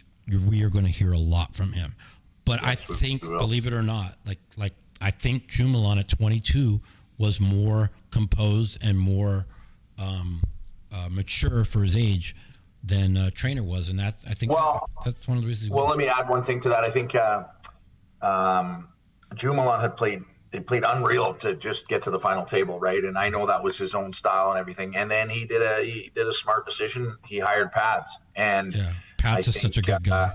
Oh my God, such a very good player, very good. The interactions I've had with him, seems like a great guy, and I think he gave him the turbo juice or whatever you want. He helped him probably keep his composure and told him when he needs to slow down and when he needs to speed up and when he needs to 5x the small blinds and certain things like that, So, but hey, it helps to have a good coach in your corner or somebody in your support. I mean, I had Bucky there giving me all sorts of advice. So the one thing the mistake. I think this is a mistake. I might be wrong, but like when the guy moved all in with the king queen and you called the big blind and you've been playing super tight, right? The whole thing we want to do is we want to bust somebody. Like, I think he's just supposed to call with King Jack, right? It would have played out the same because you didn't hit a 4. But I don't understand. Why would he want to Hold ice? on, Mike. I got a question for Greg. Go ahead. Greg, so with this newfound like whatever $6 million that you won, 4. you planning on firing on sports, like the NFL season is about to start, like you be firing sports, or like are you a sports bettor or what? Because there's a lot of action coming up. I always fire sports, whether I have the $4 million or not. Oh, I didn't know that. My God. Wow, I didn't know you were a sports bettor. No, but to answer your question real quick, Mikey, sorry. With the when I called with the King Queen when I called with 2 4s and Jumelin went nuts with the King Jack. That's not the right play. He's supposed to just call, right? Well, if Jumelin has a stack that's similar to mine, maybe a little bigger, I think it's crumbs for him. He wants two people a chance to beat him. I disagree. So like if he's in a spot where he wants to ladder up the way I do, he's going to just call because now we have 2 hands against 1. But Jumelin's trying to win. He doesn't care about laddering up because in his mind, there's not a chance he's finishing anything worse than second, no matter what. So he's looking at it, instead of getting even money in the pot, he's now kicking me out because he knows unless I have aces, I'm folding for sure. Mm-hmm. And so I have to, with the way the situation is. And so he knows he's getting 2 to 1 on his money. And so, again, I was gaping when he did it. The thing is you had the other guy covered. So like if you have a big pair, right, and you call, it means nothing. You're still going to finish in front of the other guy. So that's right. That's why I didn't understand it. If it was, he was prepared. He was prepared to lose instead of what it was. Whatever I called 8 big blinds and I had another 8 behind or whatever. Right. He was prepared to take that chance and pick up the 2 to 1 because he probably knew I didn't have. It's hard to get a monster 5-handed or 4-handed, and believe me, I was irritated at the fact that he did it because 2 to 1 versus 1 to 1 and giving Gags a chance to triple up was not. Think about it, like people don't understand. Like you picked up $1 million on a fucking retarded beat, you know. I mean, he hit a jack on the turn, which if he doesn't, Gags goes to 3 to 1 and like he triples up there. You have 10 big blinds left, and Gags is up to 30 with a real good shot. Right, and so I was not thrilled at the time, but I think if I was in Jumelin's situation and I'm not looking to ladder up, which he's not, I think it was the right play. You did, yeah. I did. I just thought the 8 big blinds was peanuts to his stack, and he wants to give every opportunity to bust somebody. So I wasn't sure on that. And again, that's kind of like what I was talking about earlier in the show that I there's things that I need to learn if I'm going to play at a high level still and keep playing no limit. I'm going to have to study a little bit. I can't just use my skills and stuff. And that's going to that 702-329-0480. Greg's got a few more minutes. We'll take a couple more calls. Did you study anything? You said you weren't gonna. You were just gonna work out for 3 weeks. Did you do any studying? Yeah, I did. In the time off, I did. I wasn't gonna talk about it until after the main event, but I went over a lot of range. Right. And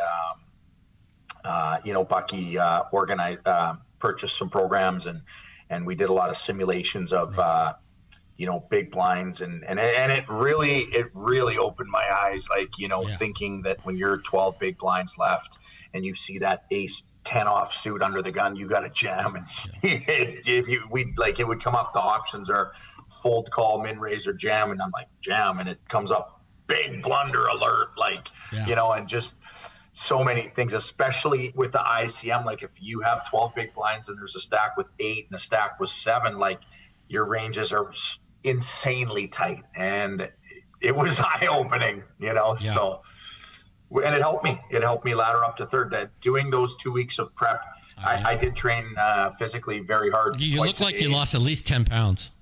Yeah, I lost like 13 pounds, and I trained twice a day. Ate very clean. Didn't do any, none of the GL1LP or the Ozempic, none of that nonsense. No. I just, my trainer moved in, trained me twice a day, ate very clean. She cooked healthy meals, and then every day took 2-3 hours to study, and it was eye opening. And how much studying a day did you do? An hour, 2 hours? Probably 2-3 hours. Wow, that's awesome. Yeah. Yeah, and it really, like you were saying earlier, Mikey, it was eye-opening for me, just assuming like, oh, I'm in this spot here, that's a jam, right? I'm just a jam on the button. And again, I would press these, give me the options, I'd press them, and boom, blunder alert would just come flying out, and I'd be like, I saw Faraz Jaka on when I just busted, right? And I know he has a coaching, whatever. And I told him, I keep raising, they keep calling the big blind. I go, and every time it's a pair board, I get check raised. Like they never have a 5. They like what's going on here, right? And so, the ranges. And they know you don't have it. Yeah. So he goes, I just busted a tournament too. Why don't you come up to my room? I'll show you some things. And we spent like an hour and a half, right? And it was really weird. He asked me like 20 questions or he showed me 20 different hands. What would I do? And I answered them, and I literally got, I think 19 of the 20 perfect. He goes, you've never studied a solver and you got all these perfectly? He goes, all my clients never get this right? And I said, well, I played so many hours of poker in my life, and I've just played No Limit Hold'em for the last 6 years. You have good instincts. And I have good instincts, And so, he's like, listen, there's so many other things you got. And he started showing me different things, like these certain hands you should check raise. One of the things that I didn't do any of was check raising flops, because I always thought when it's like Jack 8 deuce, you're check raising flops. Like, why if you have a big hand, like why are you check raising flops, right? And so then the solver says on these certain boards you're supposed to check raise flops 4 big blinds, whatever. So I spent an hour and a half, right? And so just in that hour and a half, I kind of opened my mind a little bit. But me and you are field players, right? And the thing about studying is I want to know I want to study. I want to know exactly what these people are thinking, because then I can use my instincts, my image, and my feel to attack that. And after having a bad World Series, you have to tell yourself, like, what do I need to change? I called a professional, really good mixed game player, I asked him, are people running solvers on these mixed games? And he said, yeah, but they're not going to help you. Like you're fine on the mixed games. He goes, you just didn't make any hands. He goes, you're fine. It's like I don't know. I mean, we play horse. I played 100 million hours of horse. Like I understand ranges and flop textures and what to do. So it's like, but when you have a bad summer, I won't be studying mixed games anytime soon. No, but when you have a bad summer like I did, you like every No Limit Hold'em tournament I sat in, it was like 7 pros, raise 1 big blind call, raise 1 big blind call. I'm like, where the fuck? This is No Limit Hold'em. It's like everybody's playing Limit Hold'em, right? I'm like, this is like so fucking. It was really aggravating to me, because I was like, I mean, you probably got some good tables early, but once you got to some of these tough players, it gets frustrating that when nobody's putting chips in the pot, For sure, and that's when, again, the studying I did was specifically for final table, massive ICM count studying, and that's the only thing I studied was in the break, massive ICM scenarios, and obviously it helped because I laddered my short stack into third, and that's the only thing that I studied. I didn't study any of this solving stuff. That's what people don't understand. Early stages of tournament, middle stages, none of it. It made no sense for you to play to win with a middling stack. What you did is what you were supposed to do, and like I said, I don't want to name names but a couple of people I talked to was like, oh, Greg didn't play to win. Greg didn't take this spot. Greg didn't take this spot. He just he played to ladder up, but like the truth of the matter is I know once you got the three-handed, right, you were going to go ham on them. I know that. You know? Of course. And the same way I did when we were seven-handed. Right. I found a king jack and jammed it immediately. Yeah. Because now I can't ladder up when I'm a short stack. Right. But, you know, and these were the spots that I you know, you asked me if I did studying, and I'm being honest. That's the only thing I studied was final table ICM. And you obviously studied it to perfection. Yes. Did you get lucky with the king jack? Yes. Okay. But like, people don't understand, to win a tournament, like, you have to get lucky. You have to. Jumelon is toast if he doesn't flop a 10 against Givens for a 70 million chip pot, and he hit two tens. You know, and that doesn't mean you didn't play perfect all the way through. Like, you have to get lucky to win. You know, to get there. Like, I tell people about, even when my main event in 2005, right? Like, I made one mistake where I 3-bet a guy all in with threes. I thought he was weak. He called, he had queens. It would have crippled me on day 2. I hit a fucking 3, and I was never all in again at risk until the final table. You know, and you got to get lucky somewhere along the line. Whenever you make a mistake, you got to get lucky. And, I mean, you're allowed to get lucky. You know, people tell people all the time. 702-329-0480. We're going to take one more call for Greg, and he's got to get out of here and go to dinner. But that's funny you say that with the all-ins. Like, before the final table, I was all in for my tournament life 3 times. 3 times, 2 of them were on day 8 when I had the jacks versus the 9s and the queens versus the ace king, biggest flip of my life. Yeah. And then one was on day. This battery's not working. Day 6, I had kings versus ace queen. So for my tournament life, those were the 3 times I was all in. Okay. Okay, we're gonna go till it dies here because my battery's for some reason on my. Hello. Okay, yeah. Welcome to the Mouthpiece. You're on with me and Greg. Hey, what's going on? This is Sean Mueller, Mike. How you doing? Sean Mueller. Hi, watching the show. Sean Mueller. That's the guy that used to train me years ago. That's right. Ah. Yeah. You know it, Mike. What's going on? Yeah.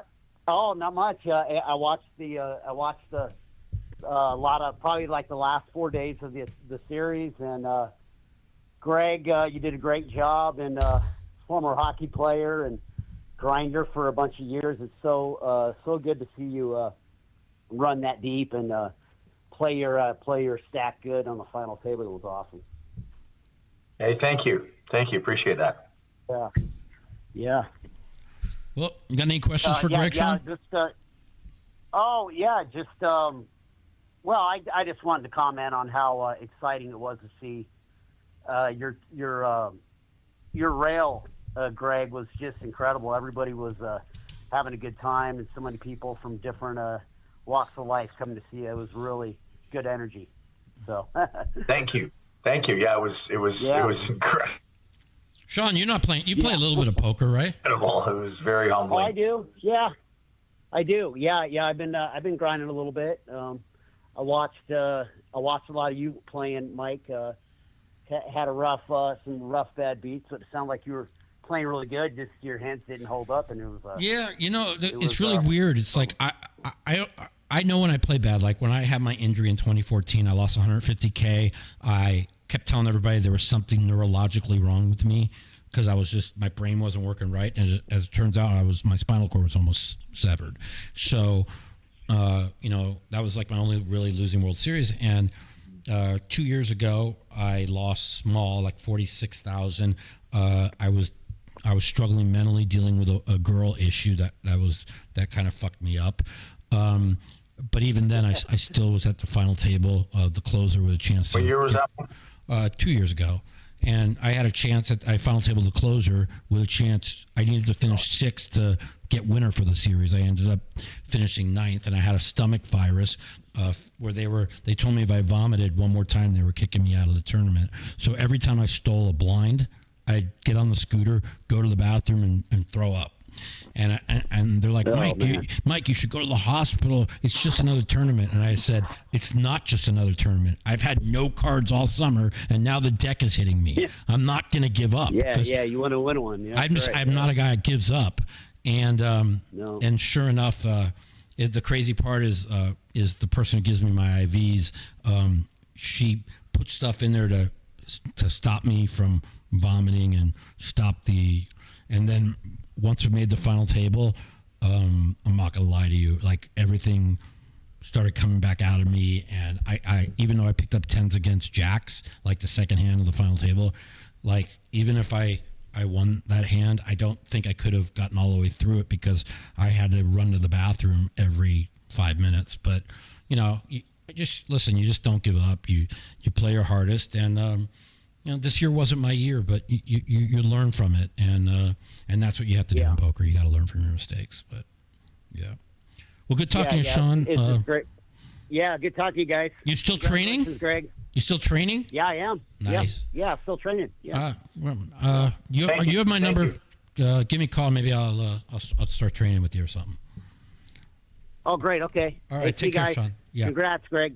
All right. Thanks for calling. Okay. Bye. All right. Bye. 702-329-0480. We'll take one more call if we could squeeze it in. If not, Greg, I'm really proud of you, dude. Like, we go back a long ways. We've battled a lot. We've took bad beats and got mad at each other, and but I've always considered you a good friend. The last time I was in Canada, I went to the hockey games with you in Vancouver in 2008 or 2009. Then they kicked me out of Canada. I don't know if you knew that. Oh, yeah. I went back to go to do a thing at Niagara Falls, and we're going through customs, and they asked me these questions, and they said well, let's take this other call. I'll tell you the rest of the story. All right, welcome to the Mouthpiece. You're on with me and Greg Mueller. Hello. Oh, hey, Yep. Mike, can you hear me? Yes. How you doing? Hey, doing good. My name's Clint. But I just wanted to say I thought I've enjoyed your podcast, and definitely glad it seems like hopefully it's back regular. Yeah, it will be every week. Start today. Yep. Awesome. I was seeing. Do you ever play outside of the WSOP other tournaments like the MSPT when it comes to Vegas, or do you get out of travel outside of Vegas to play? I haven't because of my injury. It's very hard for me. If I go places, I have to rent a scooter. Also, because of my injury, when I fly long distances, the cabin pressure and decompression, it puts pressure on this this nerve, and then I can't walk for like 2 days after I travel. So it's really hard for me. But I'm also like I was saying earlier, I'm going to do a lot of studying, and then I'm going to come back with a vengeance. It's something. Listen, when you have a World Series like I did, you gotta do something to get better. Like, yeah, was I card dead? Sure. Okay, it wasn't my year. And did I think I played pretty good? Yes. But when I was sitting at tables over and over, and I felt like these people all played better than me, which I never, ever said. Like, I think in all the years I played No Limit, I there was like 4 or 5 people that I felt 100% played better than me. And this year it's like everybody I was playing with was as good or better than me. And that was bothering me a lot. So I'm going to, put some time in and see how it goes. But you got any questions for Greg while he's here? No, I mean, I thought it was awesome watching Greg play at the final table. Watching that on the first day and then the second day, I was one of the spots. I forget exactly what he had, but he had the better hand, and I was like just yelling at the TV, like, Greg, please call, and ended up folding. But I think it was when he checked dark. Oh, the King Jack hand. Yeah, we talked about that already. Yeah.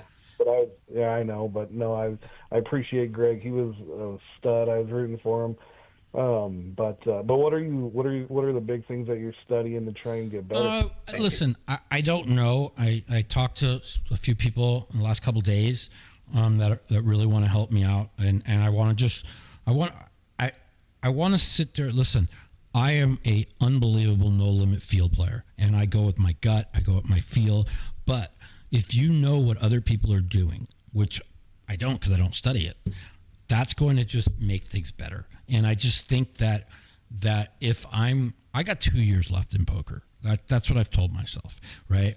And so I might as well just give it my all and see what I could do the next 2 years, and then that's basically that's why I'm so proud of Greg. Like I'm 58, Greg's 55, right? People don't understand. He just fucking made $4 million at 55 years old after grinding poker for 20 fucking years. You know, that they don't understand like how perfectly he played the ladder up. They don't get it. So. Right. No, he was a stud, and I wish you nothing but the best, Mike, and I hope you start feeling better. And when I see you in Vegas, I'll come and say hi to you, buddy. Thanks a lot. I appreciate the call, man. I'll be doing this once a week. For sure. All right, bye, man. Thank you. Take care. Thanks, bud. So I got to leave, Mikey. I know you do. I'm going to ask you one question. The hockey. You had to have made money on the Carolina Panthers this year, right? In the finals, right? You didn't think Vegas had a chance? Not against Vegas. I crushed NHL. Are we on the air still or not on the air? Yeah, a couple more minutes. I did well up until the final, and Vegas seems to be my kryptonite. Whenever I go to the games, I went to the games when the Capitals beat Vegas, and I had Vegas, and then when Vegas won, I had Florida, and then this year when Carolina won, I was crushing it right up until it all came down to game two. All the series I was dialed in. It all came down to game two. If Vegas doesn't give away game two, 5 minutes left. Yeah. Game over. Yeah, if Vegas don't give away game two, they're up 3-0, and they never lose that series. You know, no. And goaltending made a big difference. I knew once they switched and I knew it too.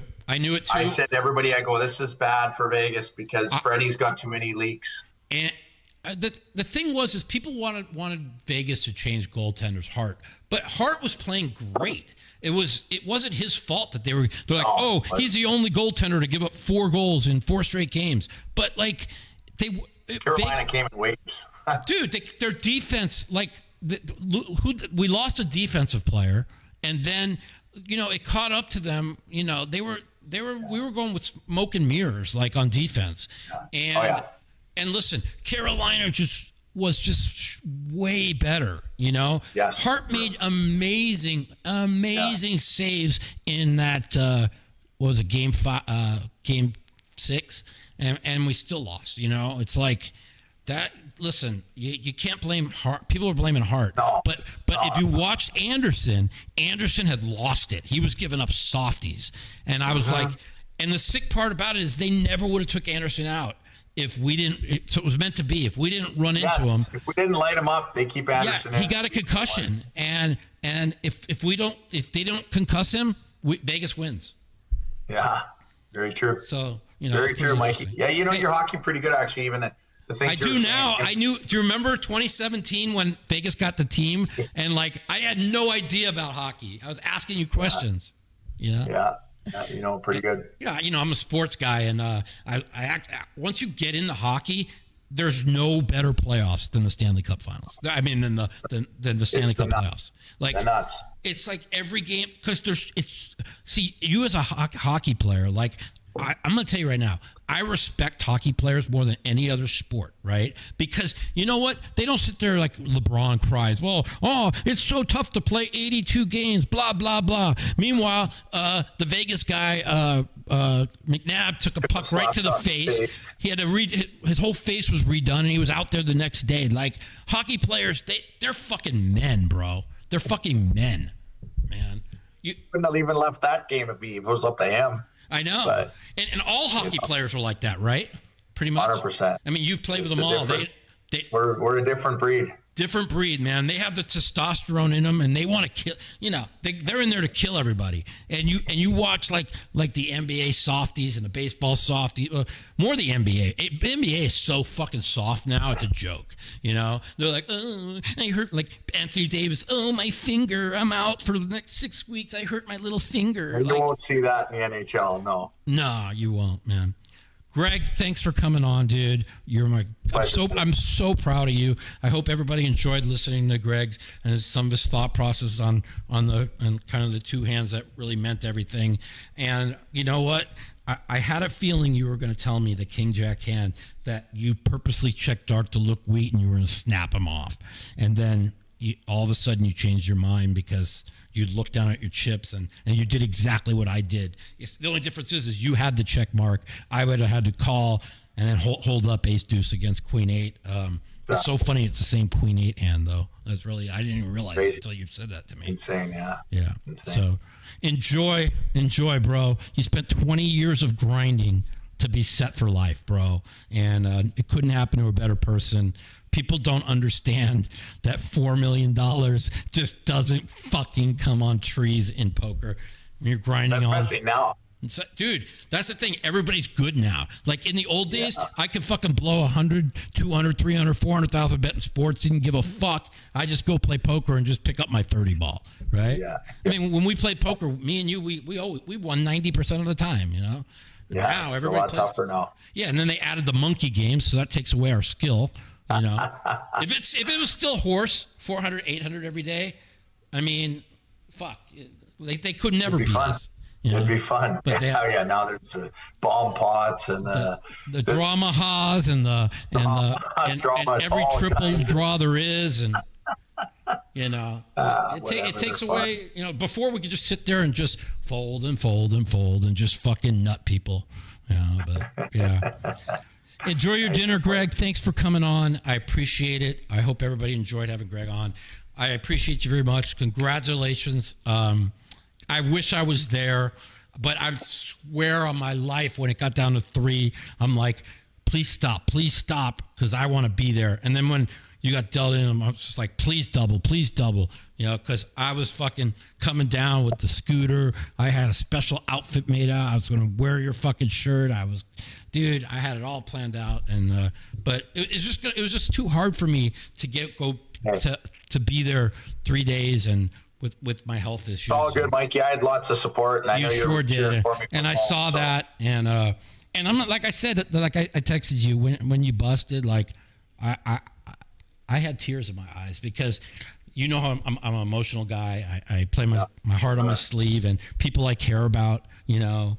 You really pull for people you care about. And in the poker world, we all know who the good people are, and we all know who the bad people are. And it's always a consensus. And so everybody roots for the good people, and we all kind of anti-root the bad people. So thanks, Mikey. Good job, Greg. Pleasure. Thanks a lot, man. Hey, listen, we'll chat soon, and get doing a little studying, because if you combine that with your instincts, you'll be dangerous. Yeah, and that's my plan, you know. Okay, buddy. You got it. Take care. Take care. Cheers. Later. All right, that was a great having Greg on. Great interview. Such a good guy. You know, I had a feeling that when I said I hated your check dark, I had a feeling he was going to say to me, I did it on purpose because I was never folding. And, you know, when you hear him talk about it, it literally brings back the hand against Carlos, where I literally knew he had nothing and I was never not putting it in. And then I looked at my chips and said, well, what if I'm wrong? And I doubted myself and I folded. And the only difference is I would have had to hold up the ace deuce against the queen eight, or I finished sixth, but I finished sixth anyways. And if I call and hold up the hand, I bust Carlos. I have 90% of the chips, and I win the 2001 World Series. So, man, people don't really understand the aura or magnitude. I'll say aura around making the final table the main event, especially now that's back on ESPN. Like, they took a lot away from it when they got off ESPN and they just played straight through to a winner, and they were literally running tournaments during the entire main event final table until after it was done, right? So instead of the main event being the last tournament of the year, which it always was, and I think it was 7 years ago that they started putting tournaments on. Like it used to be, as soon as you bust out of the main, they've already broke down the tables and they got two TV tables going, and everybody was done. And then they realized, you could keep running tournaments till the end of the main, and they could make more money, which was a good thing to do. But it also took away from the aura of the main event. So even last year, like I'm playing the closer, and I min-cast it. And Mike won it. And when Mike won it, they stopped our tournament because they said they were going to stop the tournament if Mike wins, because I had already heard they were going to put him in the Hall of Fame, and they were going to, all the Hall of Fame members were going to have a presentation. So as soon as he won, they stopped the tournament. I jumped on my scooter. I got over there. I got to jump up and down with him with the Israeli flag. It was pretty good, and it was just a great. I mean, and to think about having, like, Mike's a really close friend, Greg's a good friend, but to have two friends and back to back make the final table, it's pretty good. Yeah, thanks a lot. I appreciate it, Danny. They said the 360-degree camera is next level. They love it. Yeah, I don't talk about politics anymore. I literally am trying to get as far away from it as I can. It's just, all it is divisive. All it is lies. Like, whoever gets in office, they say they're going to do something, and they lie. The next person gets power, they lie. And it's just I don't know. I am very worried about these socialists, these Jew-hating. They're literally Jew-hating socialists. Like, they could sit there and they love to say free Palestine. There's no such thing as Palestine. There never was a thing as Palestine. It's all made up.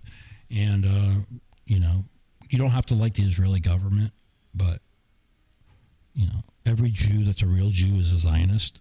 And they want the destruction of Israel. And as long as somebody who's pro-Israel is in there, that's all that matters to me. I really, the Dems are going to run on 2026 and 2028 on hating Israel to get votes, and it's a scary time, very scary time for a Jew. But anyways, listen, I still believe in Trump. I still believe in what he's doing with Iran. He said since 1980 that we got to take out Iran. He said that, what people don't understand, he said on the campaign trail, I will never let Iran to have a nuclear bomb. And then, some of the, the American first people, he betrayed America first. No, he said on every campaign trail that no matter what happens, if I have to, Iran will never get a nuclear weapon. So he said straight out, I'd bomb the shit out of him. I could show you a million videos. So the MAGA, I call them the maggots, because they are maggots, that think that he never said that he didn't want to start foreign wars, but he always said that he would defend Israel from ever getting a nuclear bomb. So I don't want to talk politics. That was a great session of poker, talking with Greg. Listen, I'm on a mission. You are going to, I shouldn't even be saying it because I don't want people to know, but I will spend the next 6 months 3-4 hours a day studying No Limit, and I am going to bring my game to the next level, and I am going to fuck everybody, and that's going to happen because, listen, again, was I card dead this summer? Yes. Did I get bad table draws? Yes. Okay. But when you're sitting at a table and everybody's playing perfect, and you can't find that edge that you always found. I kept telling myself, is this how it's going to be? Is this it now? Everybody just plays great, and whoever gets cards wins? Or do I have to find a way to get chips? Like, what do I have to do different? I mean, Alex Foxen gets chips in every fucking tournament. Jesse Leonis gets chips in every fucking tournament. Like, they're doing something that I need to figure out. And so, listen, one of the things that's the difference between me and Helmuth is Phil will say, I don't need to learn anything more. I got 17 no limit hold'em bracelets. I mean, I got 12 no limit hold'em bracelets. I'm the best, right? Well, you know, I've got a no limit hold'em bracelet. I've got a lot of no limit hold'em wins too. And I'm telling you, when you play and you don't feel that you have that edge anymore, then I've got to get in there and get that edge. And everything happens for a reason. I think I needed this horrible World Series to light a fire under me. That's just my opinion. We'll see what happens, you know. Will I stick to it, you know? Will I, like my diet, you know, I still get my meals every day, but I cheat all the time, right? Am I going to really, really, really, really stick to it? And that's what I plan to do. You know, as far as the Hall of Fame goes, right? I mean, I really got into it with Phil. Like, would it have mattered? No, right? But how Phil could not vote for me and told me who he voted for. Like, he's supposed to be my best friend. Like what the fuck, you know? So I think also the Hall of Fame is a joke now. Like, they literally, there was 32 votes that weren't even put in, right? When they say you vote for 4 people, they said, well, you vote for 1 to 4 people, okay? The bottom line is they did this because everybody that's put on that ballot, okay, they get voted in from the fans because those are the fans who feel that they've done a lot for them and for themselves in poker. I've been nominated 13 years in a row because people forget. Like, I was everywhere in the poker boom on ESPN. Like, I final tabled the main event coming out of jail. Then I won the Tournament of Champions a month later, right? I was on ESPN for infinite hours, right? They did a 30 for 30, what did they do, 5-minute piece on me when I was playing for the back-to-back Tournament of Champions.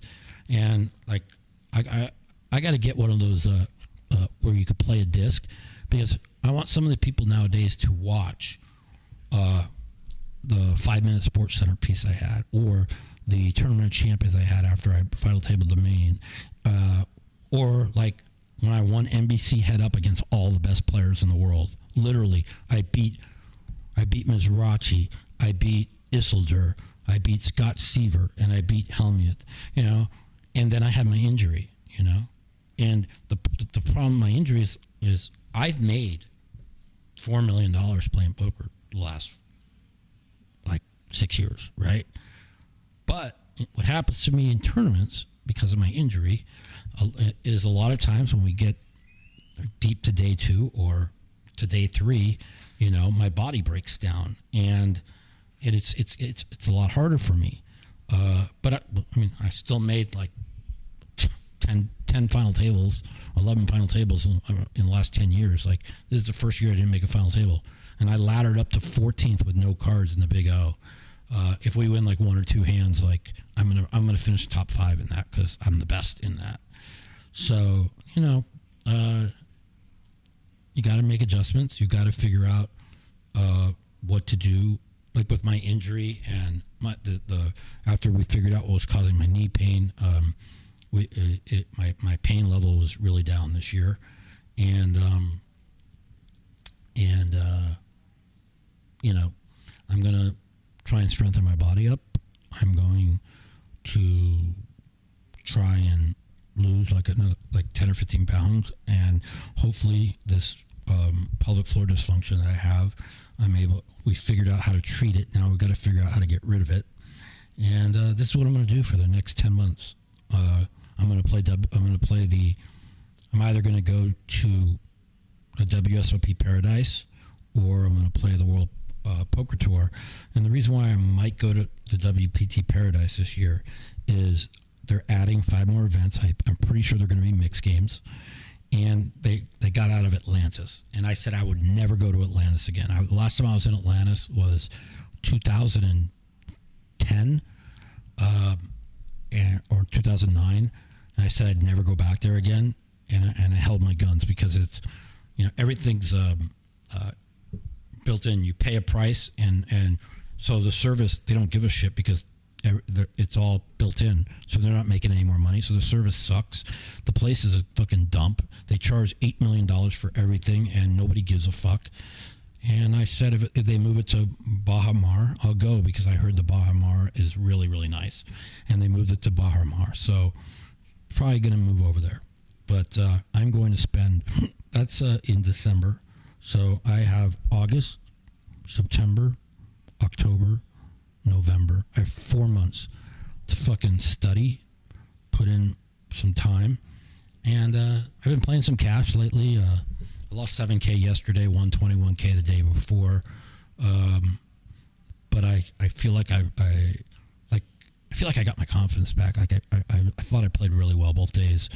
And one day I played PLO, a big PLO game. Second day I lost 7K. I was down like 17. And the other day I played No Limit, where I thought I played really good. And so, everything happens for a reason. Before the World Series, I was kind of negative.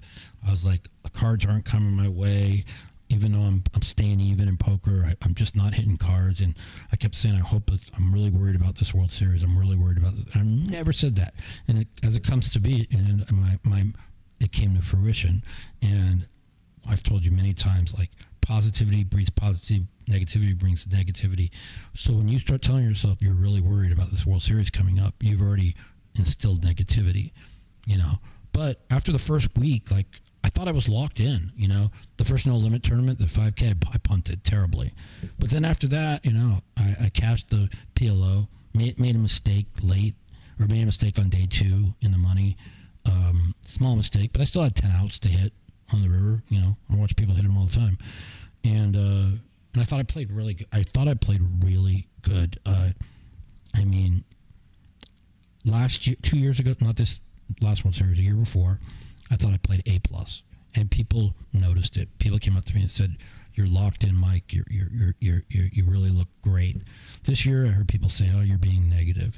I didn't feel I was being negative because I would go down there every day. This is the day I'm going to hit cards. This is the day I'm going to hit cards. And I'm folding. I'm like, come on, man. Come on. You're not going to do this to me again. Come on. Maybe I shouldn't have worried about it so much and just, played. But, then I'd get no cards, and then I'd whine about it. And you guys have all seen if you've seen the vlogs, it is what it is.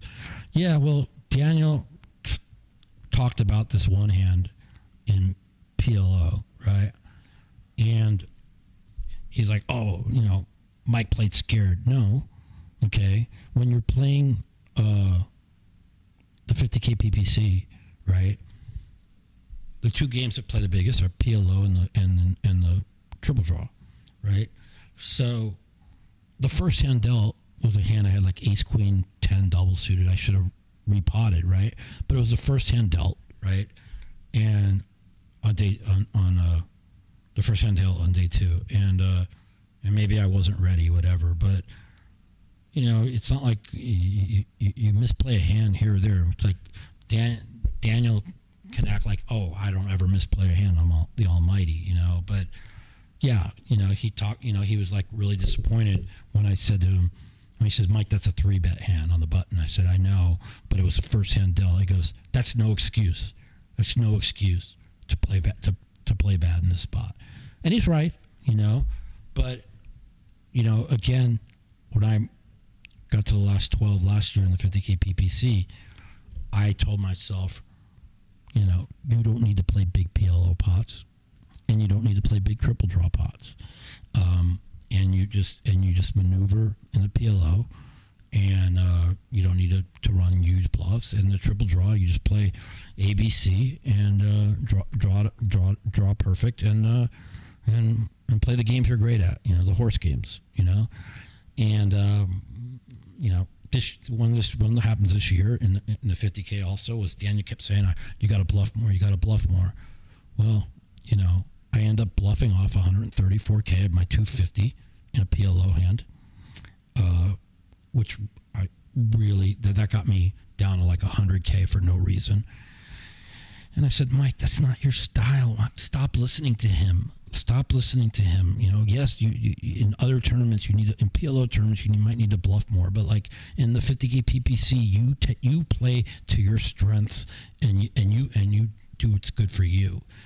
And then the last hand I got broke in the PLO is I limped the ace 5 7 9 double suited, and the guy potted out of the blind, and I called in position, and the what did I say? Ace 5 7 9 double suited, and the flop come deuce 5 9 with 2 diamonds, and he pots into me, and I put it all in, and he's got aces with nut diamonds, which is, I knew he had aces. I didn't know he had nut diamonds, but either way, I'm a favorite on the flop.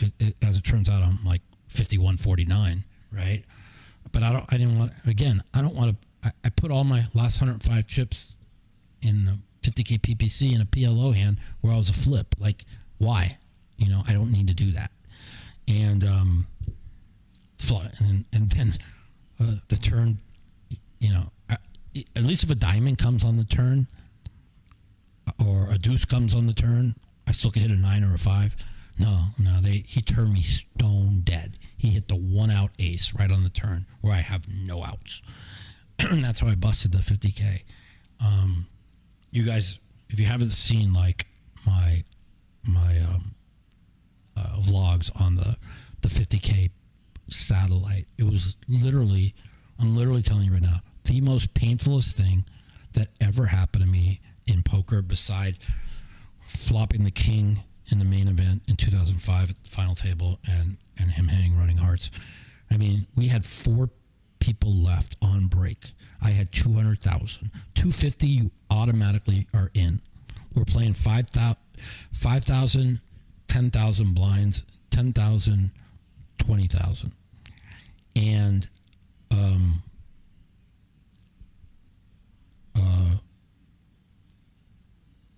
I'm like, okay, even I can't blow this. I got 200. One guy's got 170. One guy has 17,500, and Chris Hooney had 29,500.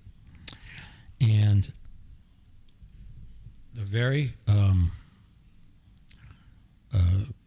first hand, the guy comes back and he doubles. Then I defend with in Hold'em with 5-6 of spade, came 3-3-4 spade, and I got Chris Hooney all in. He had ace high, and I hit a straight right on turn to bust him. And now we're playing 3-handed. I've got 238. The other guy's got 170, and the kid has 20,000. And this is the most absurd thing I've ever seen. I'm sorry, this is before Chris Hooney busted. Sorry, we're still 4-handed. We're playing Raz, and the very first hand the kid raises to 10,000, like with a low card up. Now the other guy has a low card up, but he's got like ace deuce 10. Like, it doesn't matter. You just fucking have to call with ace deuce 10. I had a 5 behind, but it doesn't matter. If you call 10,000, right? You're with 170. That the kid's probably got a paint in the fucking hole, right? You can't let him pick up the antes. And he folds, and then I have 5-5 jack. So I have to fucking fold. And then now the kid picks up the antes and the bring-ins, and which is just such a bad, like, he's got a bet and a half left. Like ace deuce 10 is fine. The kid's raising with a bad one in the hole, and now the next hand, now the kid's got like 30K, and this was the most catastrophic mistake I've ever seen in my life. Right now, the kid raises a small card up, and he's got 3-6-8. Like, you just call, right? Like, I had deuce 4-10 behind, but I was going to call because their two up cards were, or I had deuce 3-10, and their two up cards were a deuce and a 3. So that's a really good Raz hand, right? So if he just calls, I call, and we bust this kid, and then Cooney's got like 29,500 left. This guy 3-bets. Why would you ever want to ISO him when he's got fucking 36K, 3.5 bigs with 8-6-3? And I just went crazy that he 3-bet it, right? Because if he just calls, I call. Well, anyways, the guy ends up making like 3 pairs, and the kid wins with a jack low. But I would have got all those fucking cards, and I would have busted the kid. And instead of me busting him, right, and that guy and then the kid ends up getting a full double to like 70, right? Then he fucking starts. Then he wins like 3 stud 8 or better hands, like with dog shit. Now the kid's got like 130. Now we go to hold him. That's when I bust Hooney. And the kid's now sitting at 140. The other guy's at 120. And when I bust Hooney, I got 238. I've got 238. And we go to no limit deuce, right? The best game in the world to fucking pick up the antes. All I have to do is pick up the antes and I get to 250, right? So I thought about, should I just jam on him right now? But he still has like, I've got 200 at 38, but the kid's got like 140, right? And I'm just like, they're not that stupid. Like if I jam, they know I get a seat and there's only one left, right? So instead I 5x'd them. Let's say I raised it to, because the blinds are half. So instead of 5 and 10, they're 25-5. I just opened the 32,000 with a 2-card draw, and he calls, and now I draw 2, and he draws 1. I pair, and he bets, and now I'm down to 200. And all I had to do is win the ante. And in no limit deuce, when you raise there, the odds of them having a 1-card draw in this spot are probably 1 in 100. So I was really unlucky. Now I got 200. Now the kid's got 178. And the other guy's whining because he's not getting any hands. Then we play triple draw. And I defended and drew 2. Not on. I should have just drawn. I should just not play triple draw, right? I just should have let the kid, whatever, play aggressive. And the other guy was down to like 100. So I'm sitting at 138. The other guy's got 100, and now the kid's got like the chip lead. And I limp 7-8 off, and the kid checks his blind. And the flop comes ace, queen, ace, queen, 7 with 2 spades. I check. He bet 1 big blind. I call. And I know he doesn't have an ace. I just know he doesn't have a queen. I don't think he has anything. And now the turn card comes 8 of spades, puts 3 spades on the board. And I fuck up. I fuck this so bad. I check, he bets 12,000. And I'm just like, I just check call here. Like, what's he betting 12,000 with? And I'm like, well, let me figure out where he's at. And I check raise 40,000. Now he calls. I'm just like, when he calls, dude, he just has it. He has a flush, dude. I have 60K left. And the river, I jam, and he called, and he had a flush, and I bubbled the satellite. I definitely think the turn card is just a check call, and then on the river V bets, make a decision. I still would have 100. We're at, again, we're playing 10 and 20, but 5 and 10 blinds. Yeah, I fucked up and I gave it away. Well, I got really unlucky, and even the guy who got the seat, the other kid, the guy who I told you that should have never should have ISO'd the 368. He gave me a hug and said, "Dude, that's the worst bubble I've ever seen in my entire life playing poker." Because 250, all I do is win the antes. I literally got to my room. I was throwing up. On the way to my room, I was throwing up. I literally was throwing up. Because if I win that seat, I was down 51,000 on the World Series. Now I'm even, right? I got all the confidence in the world going into the 50K. And I'm even for the whole World Series. And think about that, right? Think about all the confidence in the world, dead even. You just won a satellite. Let's fucking go. There's no more negative. You're not making cards. You got all the momentum. And instead, I'm in my room throwing up, crying, trying to figure out how I blew this. And then nothing. And then everything just went even farther downhill from there. And I didn't even want to play the 50K after that. But the people who have half of me said, "No, Mike, you got to go in there and battle." And, I thought I played good. To lose all my chips in PLOs is unforgivable.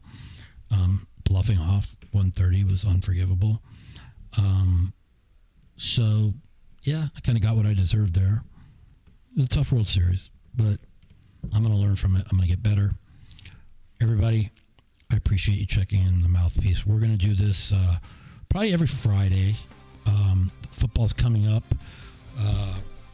I have some things on the horizon because it looks like the Theta Sports podcast is not going to happen. And so what I'm going to be doing is doing my own kind of sports podcast where I'm going to tell people, hey, follow my top 2 picks, checker all the rest of them, and I promise you'll make money, because I'm pretty smart when it comes to picking a couple games in the NFL, but after that, you could just checker me and make money, and we'll go from there. I appreciate you, Greg Mueller, for coming on. I appreciate you all for listening to the Mouthpiece. We'll see you next week. Probably it's going to be Friday night or Saturday night. Thanks for listening to Mouthpiece, and have a good one, guys.